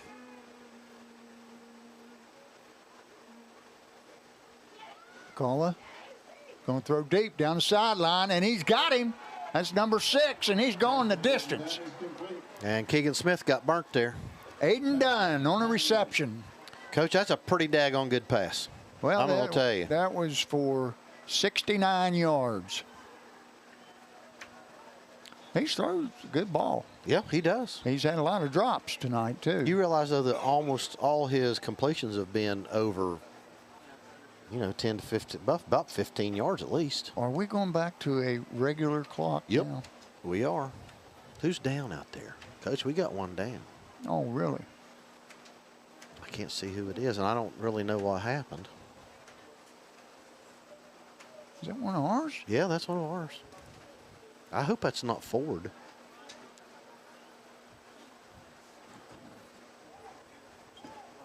Well, Joe Lambiot's going to go out and take a look. Did Joe ever get a hold of you or Gorby or Mr. Bell? I think he got a hold of Jeff, I think. He wanted to know how he could get some advertising on.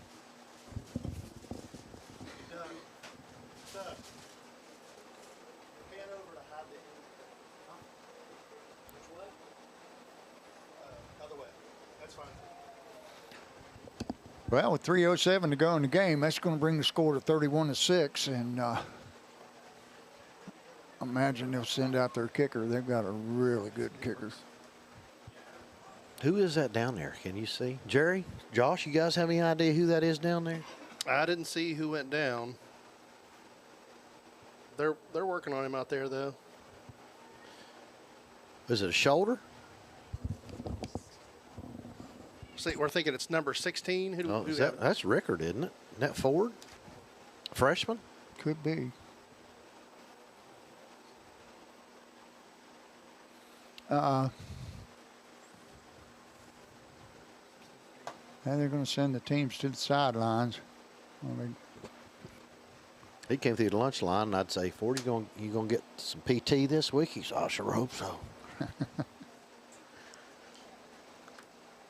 Well, Coach Jackson going out and take a look, see what's going on. He's moving around out there a little bit. Yeah. It's the first thing. He's check to see if they can move them hands, those extremities. Now he's related. Here's a name from the past. He's related to Tex and Jay Rickard, and I can't remember exactly how. I'd have to ask Lily. But you remember those boys from South Point? Oh, yeah. Seemed like I remember that name, Rickard. Those guys had flat knocked the tar off of him. Well, Daisy, she played volleyball with Lola. Okay. She's an 8th grader. All right, that's her brother there. Right. And I think they've got a sister that's a cheerleader. Yeah, it's Lily. Lily. That's what I said. She keeps me in the office sometimes. Yeah, well, I think it is. Number 16. Yeah. Ford Rickard. So is that his knee? Yeah, he's acting like he's got a lower extremity problem, but I hope he's okay. Yeah, he's going to be all right. Oh, here. Oh, hey, we got to shout out to Jason Pine again. Yes. Pine Tees for these wonderful looking shirts. Yes. Coach, we may have to wear these again next week. Well, that's fine. Okay. Hey, want to know? I mean, hopefully we'll get to do the game. Yeah. We hope. That's going to be a good one. West Muskingum. I know. They got us down here a couple years ago. Yep. In overtime. Mm-hmm. They're from the Muskingum Valley Conference. And that's quite a drive. They're located right on the west side of Zanesville. On to kick the extra point, number 9, Judah Hanks. There's the snap, the kick, and it is good. Hanks' kick is good. And that's going to bring it to 31-7. And there's your scoreboard again. Games of interest. Score 3:07 left. Harvest Prep is landing on the Hornets now. Yeah.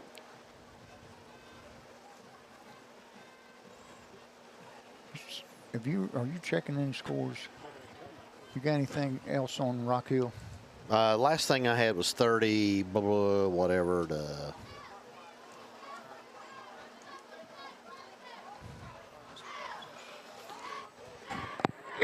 48 or 42-18, I believe is what it was.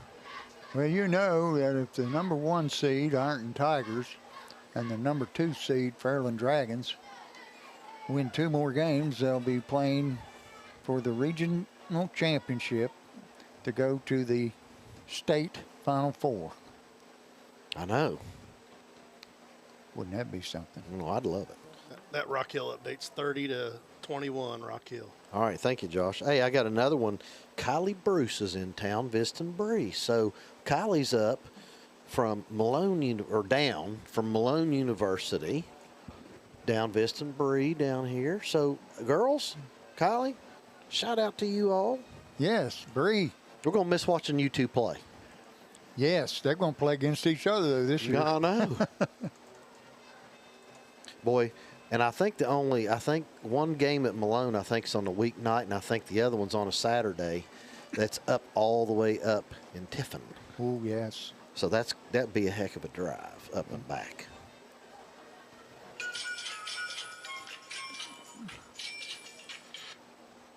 What was that, Jerry? I'm not sure. That wasn't mine. Wasn't mine. That must be Josh down there playing tricks on us. I wouldn't do such a thing. Lies, lies, lies. All right. Are they on onside here, Coach? Look how tight they are. That's a smart thing to do.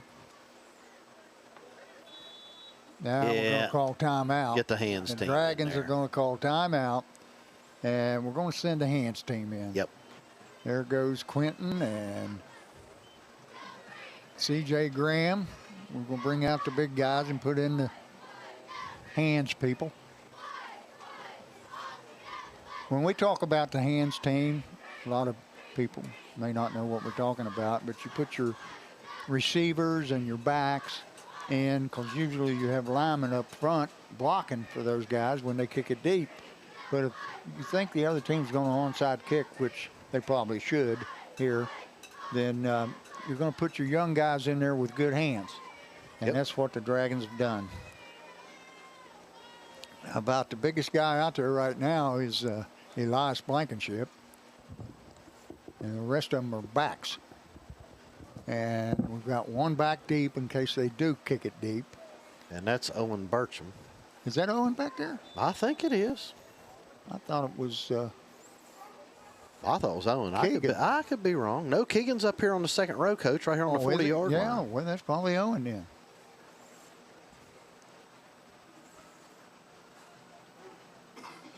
Yep. They're going to pooch it. Just there you go. Smart play. move. Caught it and went straight to the ground. And that was 26. Was it 26? That's Kylan Blake. Good job, Kylan. Yep. Smart move. Yep. Don't try to advance it. Don't need to.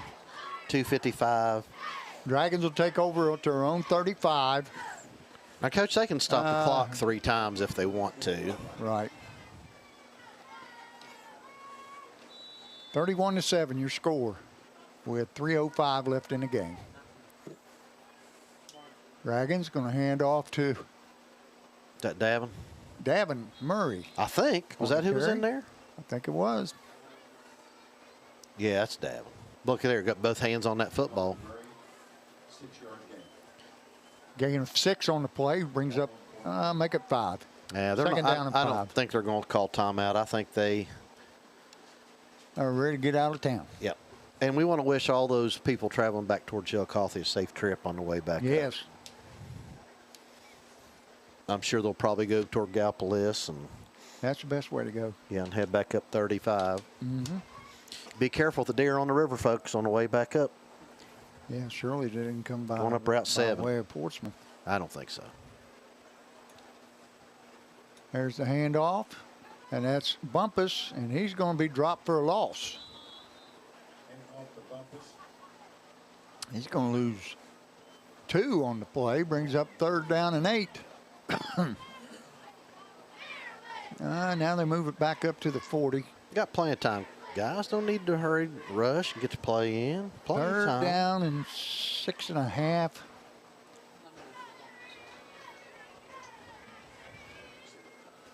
Clock rolling, 140. And Coach, just remind folks at home, all of our sponsors are over in the right-hand corner. We're not going to go over the whole list because we're not trying to monetize anything or anything like that. We do appreciate them supporting us all season. Absolutely. There's the handoff. That goes to, is that Murray? He's still going. He might have the first down. Spot looks like he's got the first down. It's like Quentin. Quentin? Was that Quentin? Yeah, it was Quentin. Quentin Cremain. So that's going to do it, Coach. We're going to line up in the victory formation. And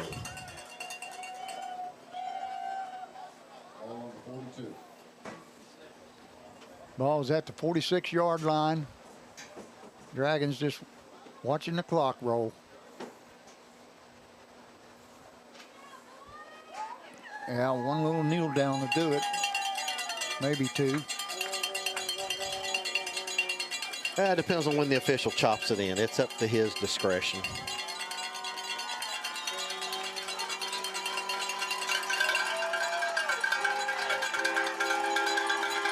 That's going to do it, Coach. Line up and shake hands. And the Dragons survive and advance. Oh, Lord. Where'd they get that horn? I don't know. 31-7. Dragons victorious over the Zane Trace Pioneers here in the first round of the Region 19 Division 5 playoffs. We're moving on, and Coach. It looks like we're going to be playing at home next Friday night versus the West Muskingum Tornadoes. Is that what they are? I think so. I hope we get to do the game next week. Well, I don't know why we wouldn't. Well, it's OHSAA, and you know they can. Well, if they allow us, we'll be here. If not, we'll see you on the basketball court. That's right. That's exactly right. Hey, is there, Coach, anybody? Hey, Jerry Bell, I'm going to tell you right now, you're going to be in trouble because you did not shout out to your in-laws. I think they said they were going to stay and watch it on the big screen. They have like I don't know, it's like 70, 80, 90-inch TV. It's crazy. Well, we got to give him a shout out. Yes. So shout out to Beverly and Larry Tillis. Yes. Right. Larry's been on several games with us. And I think he froze with us on top of the press box that night in Portsmouth. And, he is a classmate of mine. We graduated. He was the first friend I ever made when I was 12 years old. Really? Yep. Well, you never told me that. I played on his Little League baseball team, the red team, and his dad, Dwight Tillis, was our coach. Fine man. First coach I ever had in anything. And look where you're at now. Yeah. Big time. That's right.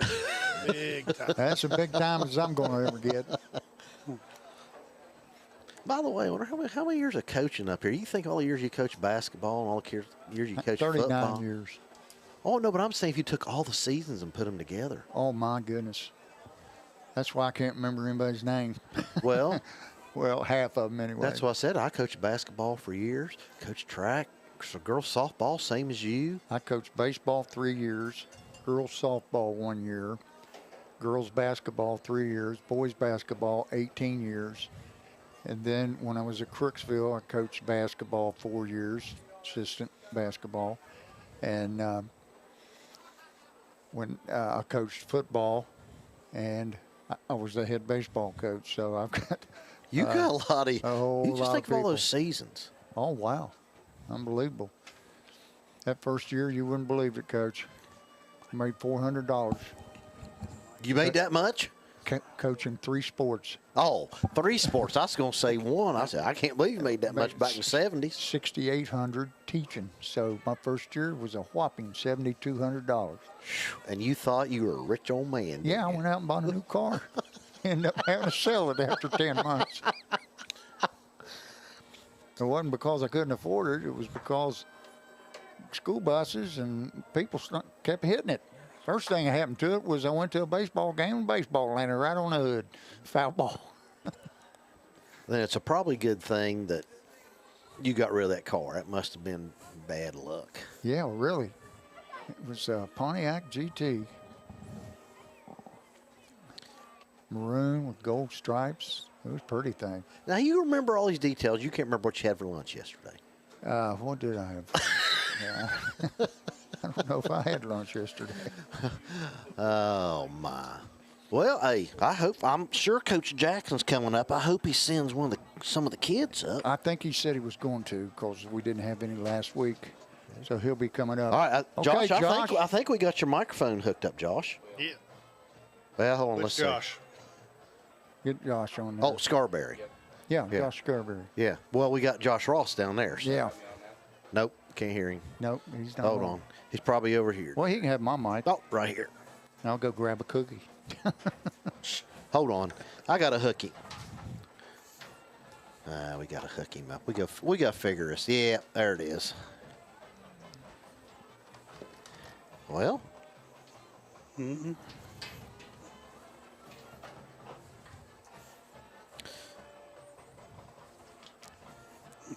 Not quite sure. I don't know either, Jerry. We're getting extra cords now. Well, Here. did you birth that one or what? Put this on him. All right. Maybe that one's it, Jerry. I don't know. That's it. All right. Well, a lot of offense right here. So second half, we had 142 yards passing, just like we did in the first, 41 yards rushing. So total passing, 284 yards, and total rushing, 205 for 489 yards, 14 first downs. We threw the ball 37 times tonight. Man, did you realize that, Coach? And he was 15 for 16 in the second half. He had a great second half. Wow, I didn't realize We kept running. that. Well, we ran about 6 or 7 plays when you were talking about to the bench side. Right. Yeah, we ran that. There was 2 sets where we ran that 2 or 3 times in a row there. So, but 489 yards. You were talking about Zane Trace. They had finished with 157 yards passing. They had 3 plays over 34 yards. Okay. So most of theirs came in large chunks, including the last touchdown right there. They finished with 204 yards. We held them to 47 yards rushing on looked like 22 attempts. So that's pretty good. Coach, stay right there. We're going to hold on. Does those work? Get those off. Coach is going to trip over it. That you just get the other heads. There you go, Coach. He's going to put the other headset on. Jerry, you got him plugged in? Pretty sure. Can you hear me? Nope. Something's got crossed here, so let me figure that out. We plugged everything back. I can hear, but Oh, so it's his microphone. Yeah. All right. Folks, we're going to try again. I think we're having to rob Peter to pay Paul here, Coach, to get everybody. I heard it. right. Yeah. Oh, yeah. Turn him up a little bit, Doug. Go ahead. Yeah, so Zane Trace, we finished with 204 yards. I think obviously the big thing was the 5 fumbles. We lost 3 in this one. And, Yeah. And that really stopped a lot of drives. We probably would have put up some more points there. But offensively, Wall looked good at quarterback tonight. Made some good plays, made some good What was his total on passing? I heard you say 15 to 16 in the second half, but what was the total? He was 30 for 37, 284 yards, Wow. and 3 touchdowns. Wow. That's pretty good percentage, 30 for 37. And if you look the last That is few real weeks, I mean, we've been running the ball a lot more than we've been passing, obviously, you know, with some injuries and things. So just a great job by the defense. Hold on a minute. Did you say 30 for 37? Yep. Okay, Mr. Math here's got a, I wonder what that percentage is. That's 81%, Coach. Wow. I was going to say set. Yeah, I was going to say 70-something. Yeah. Wow, I didn't realize that. And Zane you know, they moved the ball, but we had 2 pass interference calls in the second half. Right. That moved them, you know. So it was all large chunks or on penalty plays. Well, the play they scored on was 39 yards? Or no, 69 yards. Yeah. Yeah. But they're big. Their offense came in that. I mean, their offense did come from those big chunk plays. Yeah, they had 33 on one. They had 44 on the one before the end of the half. Right. And then they had 69.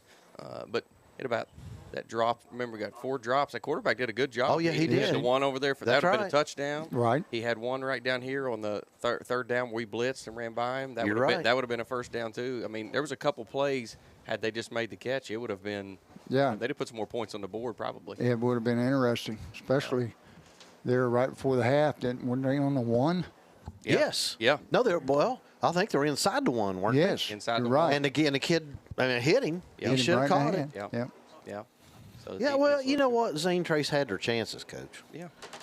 By the way, Coach, you're on camera up there. Okay, hello. Oh. Well, Josh, we appreciate you doing all that. Yeah. Appreciate you being here. I'm glad you got to. Yeah, we're going to have to get that boy a new T-shirt. I know. He's still got the Friday night We're going to have to get in him. the Concrete Palace. We're going to have to get. We're going to have to. Yeah, we have to take We'll care of find him one. Josh, what size you wear? I know you ain't as big as me. It's just a large, I think. So. Oh, I'm an XL.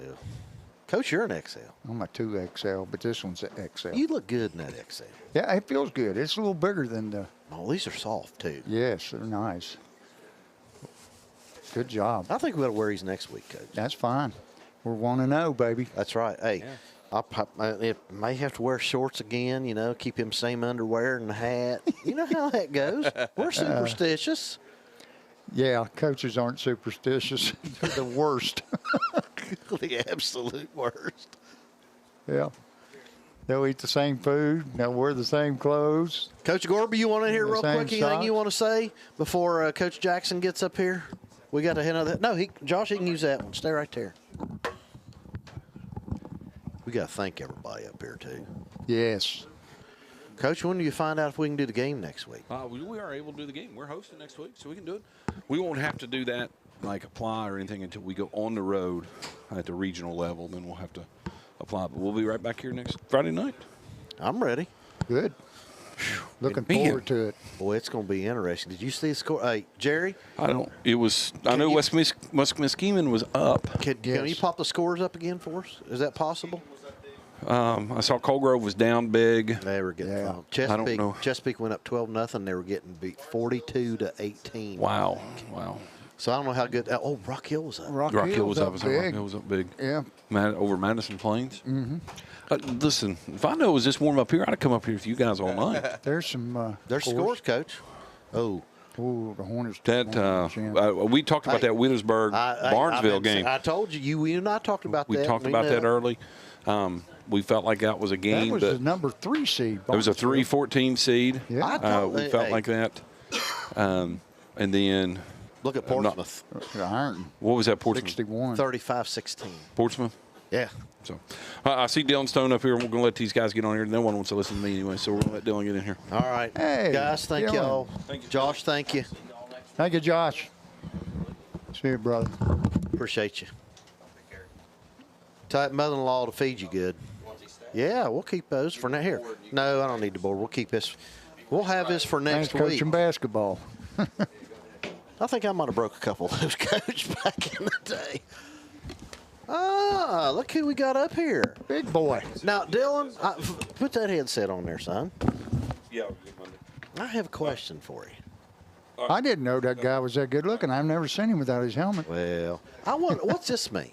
You were out there doing this. Tell me what that means. When? I do it every. Hey, I tell you the one I like the most, Dylan, Too is far this down one. the field. Too down the field, yeah. Oh, dude, the first down was that far.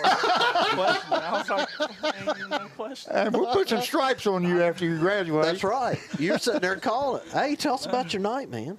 Oh, it's fun. Did you enjoy it? Yeah. You played good defense, too.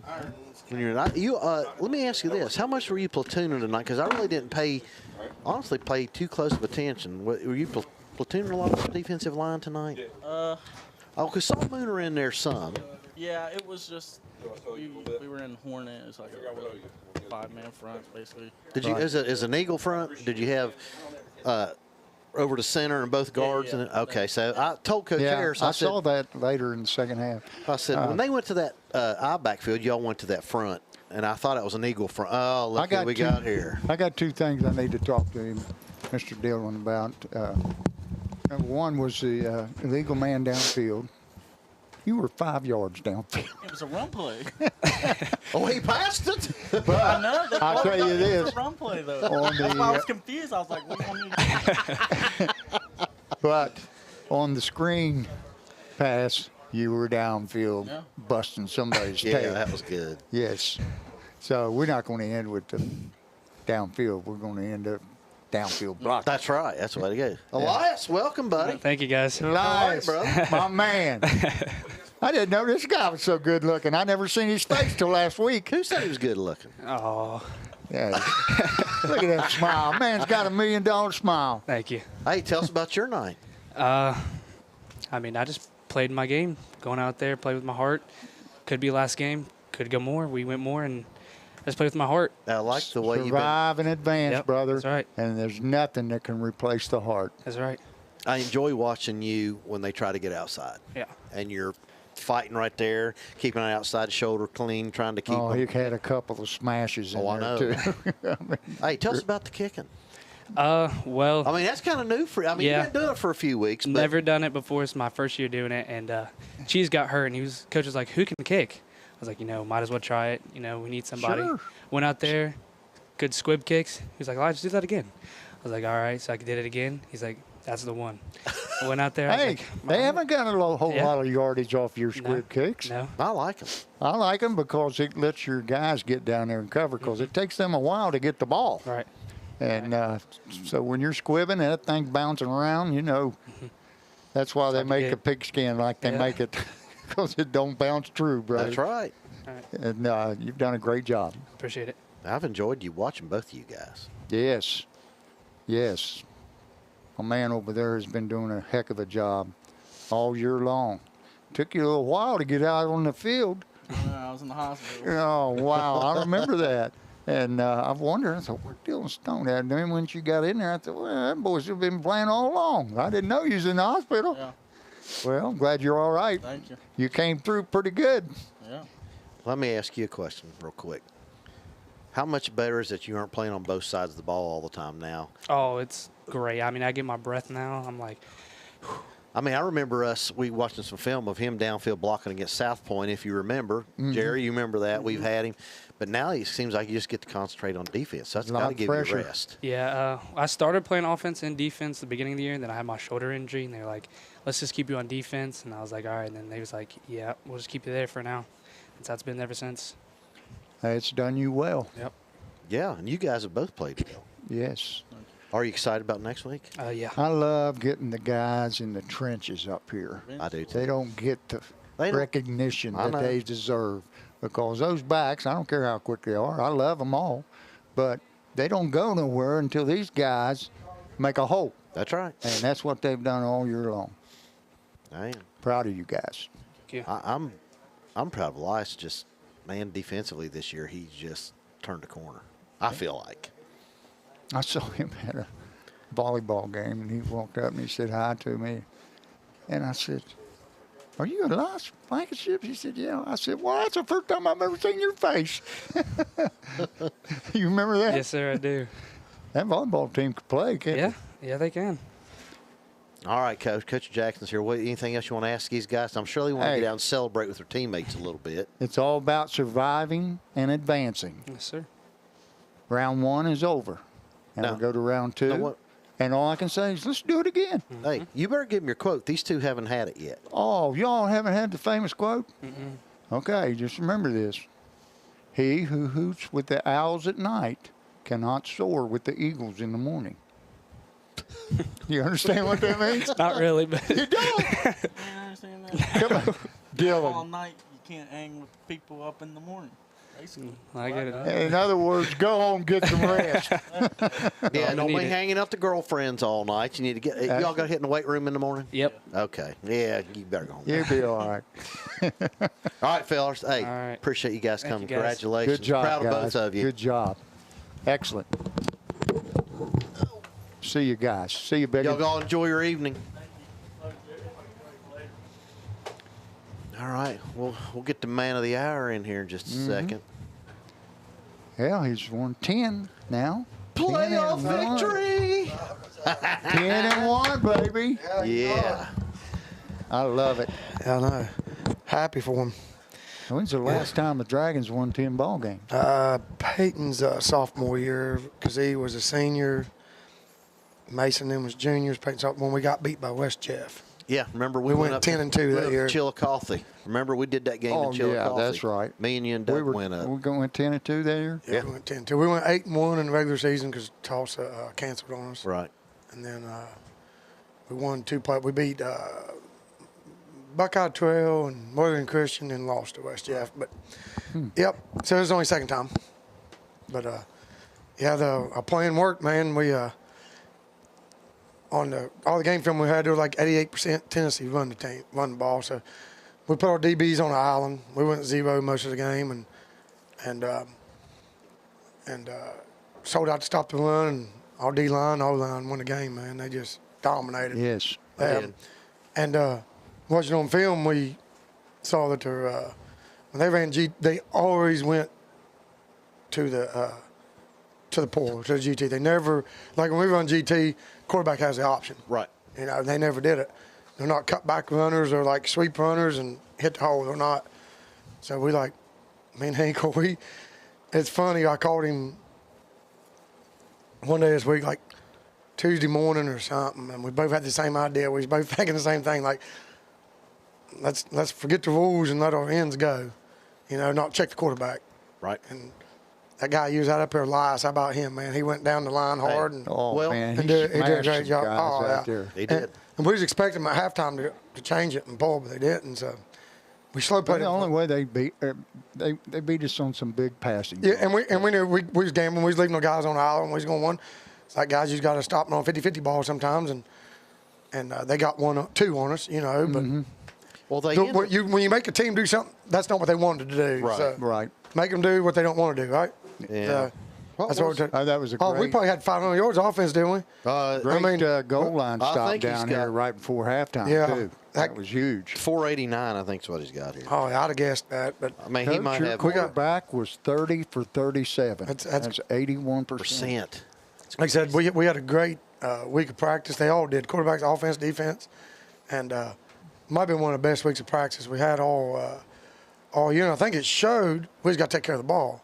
Yeah. I mean, well, they were coached to knock that ball out. to hold chop. them up. Yeah. And Yeah, and they really didn't. Now, the only one they pulled out was on Quentin down here. And I thought he was down, but I don't know. Well, it was close. And the other ones were just coming up from behind and chopping. Yeah, we got to do better than that. We we got to practice go doing high and tight. We practice that all the time, and just Well, I told him you before we know- go in a you know playoff. how You to- turn the ball over 3 times, you shouldn't win a playoff game, right? That's what I said. You turn the ball over 3 times, you're Right. probably losing the playoffs. Right. Yeah. So we can't do that next week. No. I don't know if y'all know who we got yet, West Mus or Afrocentric. I think it's going to be West Muskingum. Muskingum. Yeah, For okay. sure. They were up. Jerry, can you pop him I up there? hear you. We'll look. But let Coach see him. But we, our offense game plan was on. Our defense game plan was on. We just got to take care of the ball. I mean Right. that's the thing that I You see know from what to tonight. do, don't you? Get Yeah. your 2 lines here and get them Oh, yeah, backs hey, and the receivers guy- out there and say, guys, the guy that gets the ball knocked out of your hand, you got to run around the track. We need them. Coach. 34-18. Oh, Okay. that's probably might be better up there. You can see it better. Yeah, fourth quarter. Yeah. I know somebody told me earlier it was close, like 13-12 at one time or something. That's the last I heard. Well, we called that. Portsmouth Coach won Gorby and I, good. That's good. Another AVC win. That's right. Yeah. Coach Gorby and I called that Wheelersburg win. How about Rock Hill and Chesapeake? They win. Rock Hill was up 30-21, and Chesapeake was up 12-0 and lost. It was 42-18. You see where Wheelersburg did to number 3 Barnesville? Wheelersburg played tough schedule, man. That's what I told them at the beginning. There's not too many teams around that don't lose the 4 games they lost. Oh, I know. You know what I mean? Rob's won a state championship down there, so it ain't like he don't know what he's doing. You know what I mean? He got a good staff. Well, I'll be honest with you. When I saw they were in our bracket, I was like, yeah, I don't want to play Wheelersburg.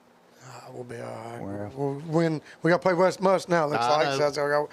So I told the kids, I tried to explain to them, there were 64, 40, what did I tell them, 43 teams gone. There's 64 teams, but we don't have to beat 64. We just got to beat 1 to get to 32. Right. That's right. You don't have to worry about the other 63. Beat 1, we get to 32. Then we just got to beat 1 to get to 16. You know what I mean? So it's just worry about the 1. We don't have to worry about all the other ones. Yep. Worry about the 1 at a time. So. Well, we're looking forward to next week. Oh, yeah. Me too, no doubt. Tell us about injuries.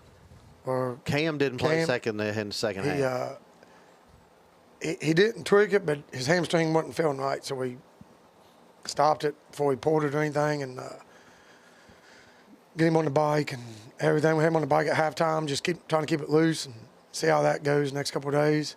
Of course, Connor Black's been in the boot all week. He had his MRI today, he said. Did he get any kind of... He didn't tell me. I know the x-rays was negative, so I hope the MRI is negative. And so we'll see how long that takes to get back. And then I think that's it. Connor, Cam, and I think that's it. Everybody else is... Jack was sick today's reason. I wondered why. That's why he wasn't on kickoff return. That's why we got to give him rest.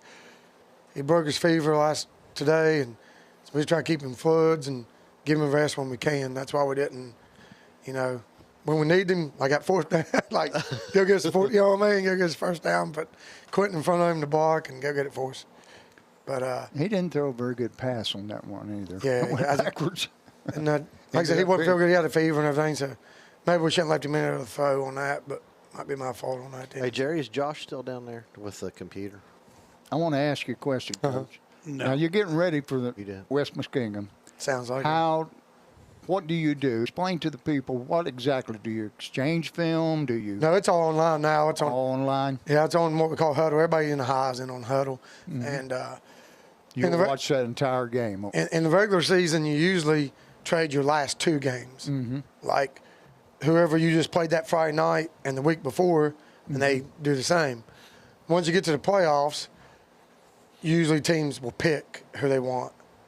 So, like, last week, we picked the last game in Udioto, and they picked all last game in Ironton, what they wanted. I wondered.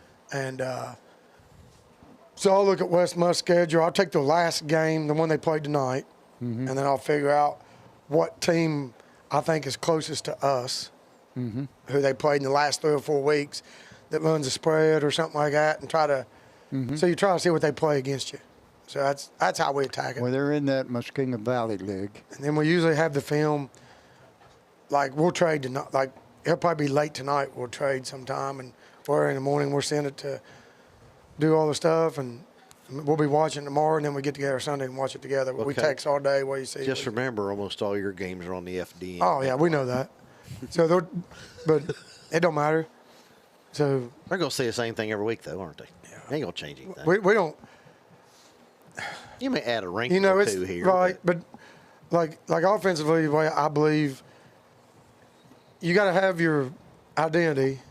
You are what you are. We rep the crap out of it in practice, so that's who you are. You know what I mean? I'm not looking to reinvent the wheel every week just because a team did this to them or a team did that to them. You might steal something from them they saw, but I'm not going to reinvent a whole game plan. You just got to be you. Got to be you, right. Be who you are. And if they got the dudes that's better than your dudes, they got the dudes better than your dudes sometimes. You know what I mean? do want to ask you this.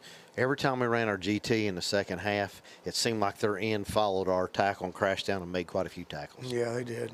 They was crashing. That's why on that one we had Jack pull, and then they come up with the safety and everything, and we lost that chess match on that one. But, yeah, we had when they got too many in the box, we got to throw the key. They got too many in the box, we just got to throw the key out. So. Yeah, I got something to show you, Jerry. I just want to ask you one question, okay? don't you look at the screen? Who wears that? Who wears that apron better? Oh, God. I pulled in yesterday for Halloween. I wish I'd videoed it. She threw them headsets down, threw the football, started saying, doing her best impression of me, I guess. Hey, well, she's a better looking coach. Ain't no doubt. And here's the thing. I like her beer, eating that grass. I bet she makes a better hot dog than you do, too. We had a good time. I love Halloween. We like Halloween. Listen, I got to give this guy I want props. to tell you, your mom was the best. What'd she give? Like full-size candy bars, right? Full size, Well, that's what I was Fifth Avenue. So we got to keep it going. Sneakers. So that's what we do. I'm telling That's you. what I said. I was going to give him props because I talked to him. He sent me that picture, and I said, I used to go over to his mom's. It's right around the corner from where we start, and I'd stop right there and stay there the rest of the week. We had a good time, but we gave out like 130 full-size candy bars last night. Oh, man. so you guys that trick-or-treated didn't go to Coach Jackson's house. You missed it. That's right. Really, Becky. Because I gave him a hard time. I said, he Becky probably passed the tradition down. I said, he's passing out that Jolly Rancher stuff. And he goes, no, those full-size candy bars here at this house. Guaranteed, brother. That's right. My mom loved Halloween. She loved it, so Yes. we like it. So we had a good time last night. Oh, my family, they're all in. We had the projector. We had the projector out there, 120-inch projector, and we was showing Halloween stuff on it. We had a good time. That's awesome. We had a good time. Good right. time. That's So great. now we'll go put the projector out and watch the game tonight. Yeah, boy. I think we're having. You talk what we having tonight? What I'm having. She didn't tell me. Hey, but listen. Her and Lori sent us food. Boston sticks, Hey, you got any cookies left? Hey, those Or all the cookies gone? They probably are gone. Are they all gone? We're I'm having, sure they are. We're having meatballs tonight. So Oh. we'll have meatballs. That's Oh, what well, those will be My good. wife fixes meatballs. Hey, you never had the meatballs at school, have you? No. Put the jelly in them, right? Got to put the jelly. Oh my gosh, my wife buys them, and then just throws them in a crock pot with some marinara sauce. That's fine, but throw some jelly. Throw you some grape jelly in there. Oh man! See, Kelly's teaching him how to cook. Oh, Throw that grape wow. jelly in there. That gives you that sweetness to a meatball. All right, I'm going to have. Yeah, put some grape jelly in I'm going to have to turn Peggy on to that. I hear you. You'll like it. Give that sweet taste. But yeah, we'll be time changes tomorrow, right? Yep. So we'll probably be practicing out here next week. So change our routine up a little this week. It'd We be need dark, lights. 5:30. We need lights. So. Yeah. Hey, field looks good. Yes, Yeah, it does. it's thin out there, but it's coming. It's a lot better than it was 4 weeks ago. That's Jeff Gorby told me he was out there among grass. There's a lot more grass out there than what you can see. Yeah, he said we couldn't see it from here. Yep. Yeah.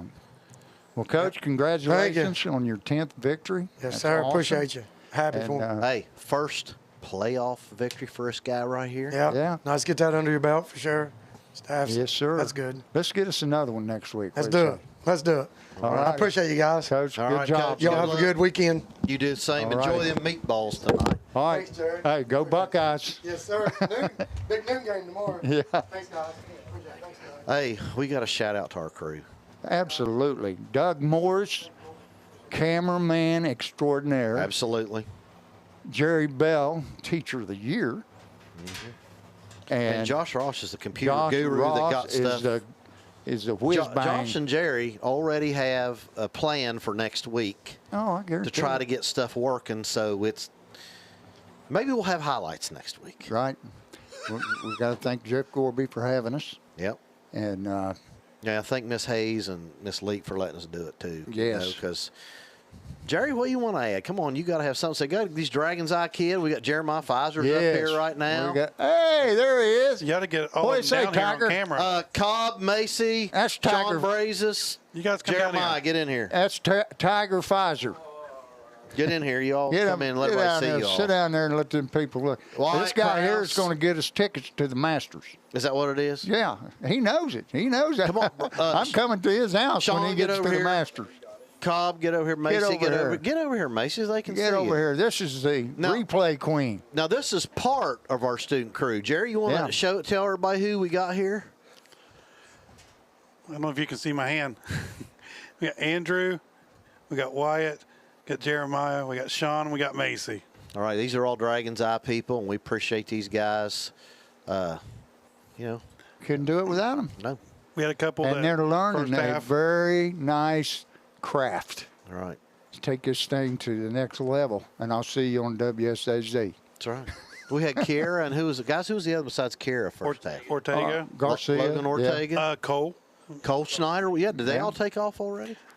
Cole had to go on a camping trip, and Logan had to get picked up early, so did Kiera. But they came for the first part of the game. Man, look at you all official. Got them. Where's yours at? On my desk. He never picked it up yet. He don't need one. Hey, I got my. He's president. He doesn't have to have it. We got ours in my bag over here. But since we had to sport these new shirts. Sure. So y'all like that? Looks good on the old guys, doesn't it? So let me ask you all a question. We're going to get off here.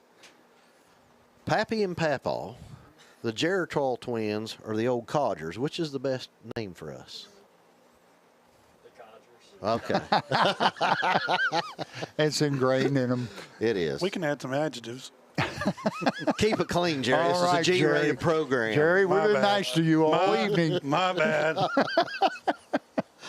All right. Guys, anything you all want to say? Can I give a shout out to my uncle? He wants one. Sure. Who's your uncle? Uncle Chad Graham.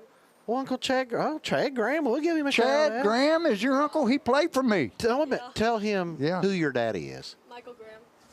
Oh, Michael? Yeah. Michael played for me. Yeah, I've heard. Yeah. Both those boys played for me. Chad does, it didn't matter. I just say he'd play wing back, he'd play center, he'd play anywhere I tell him to play. And he was a tough nut. But his son is carrying on the tradition. Your cousin's playing good. CJ's been playing and lights out. 3 interceptions in the last 3 games. It's pretty good. Yep.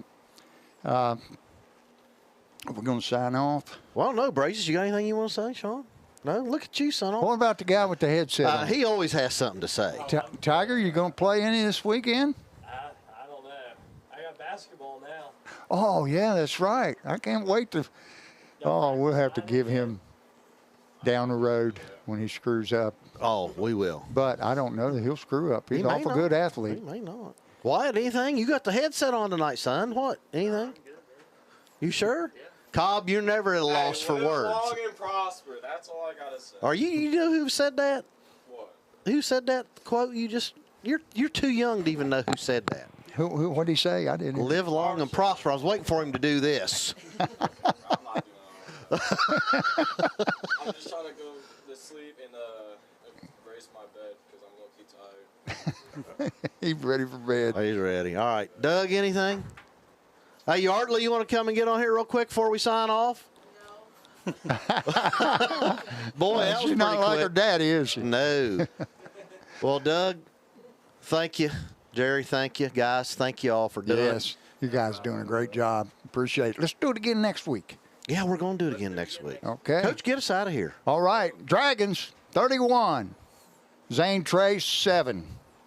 Dragons survive in advance. They play West Muskingum next Friday night here at the Concrete Palace. Good night, everyone. Good night.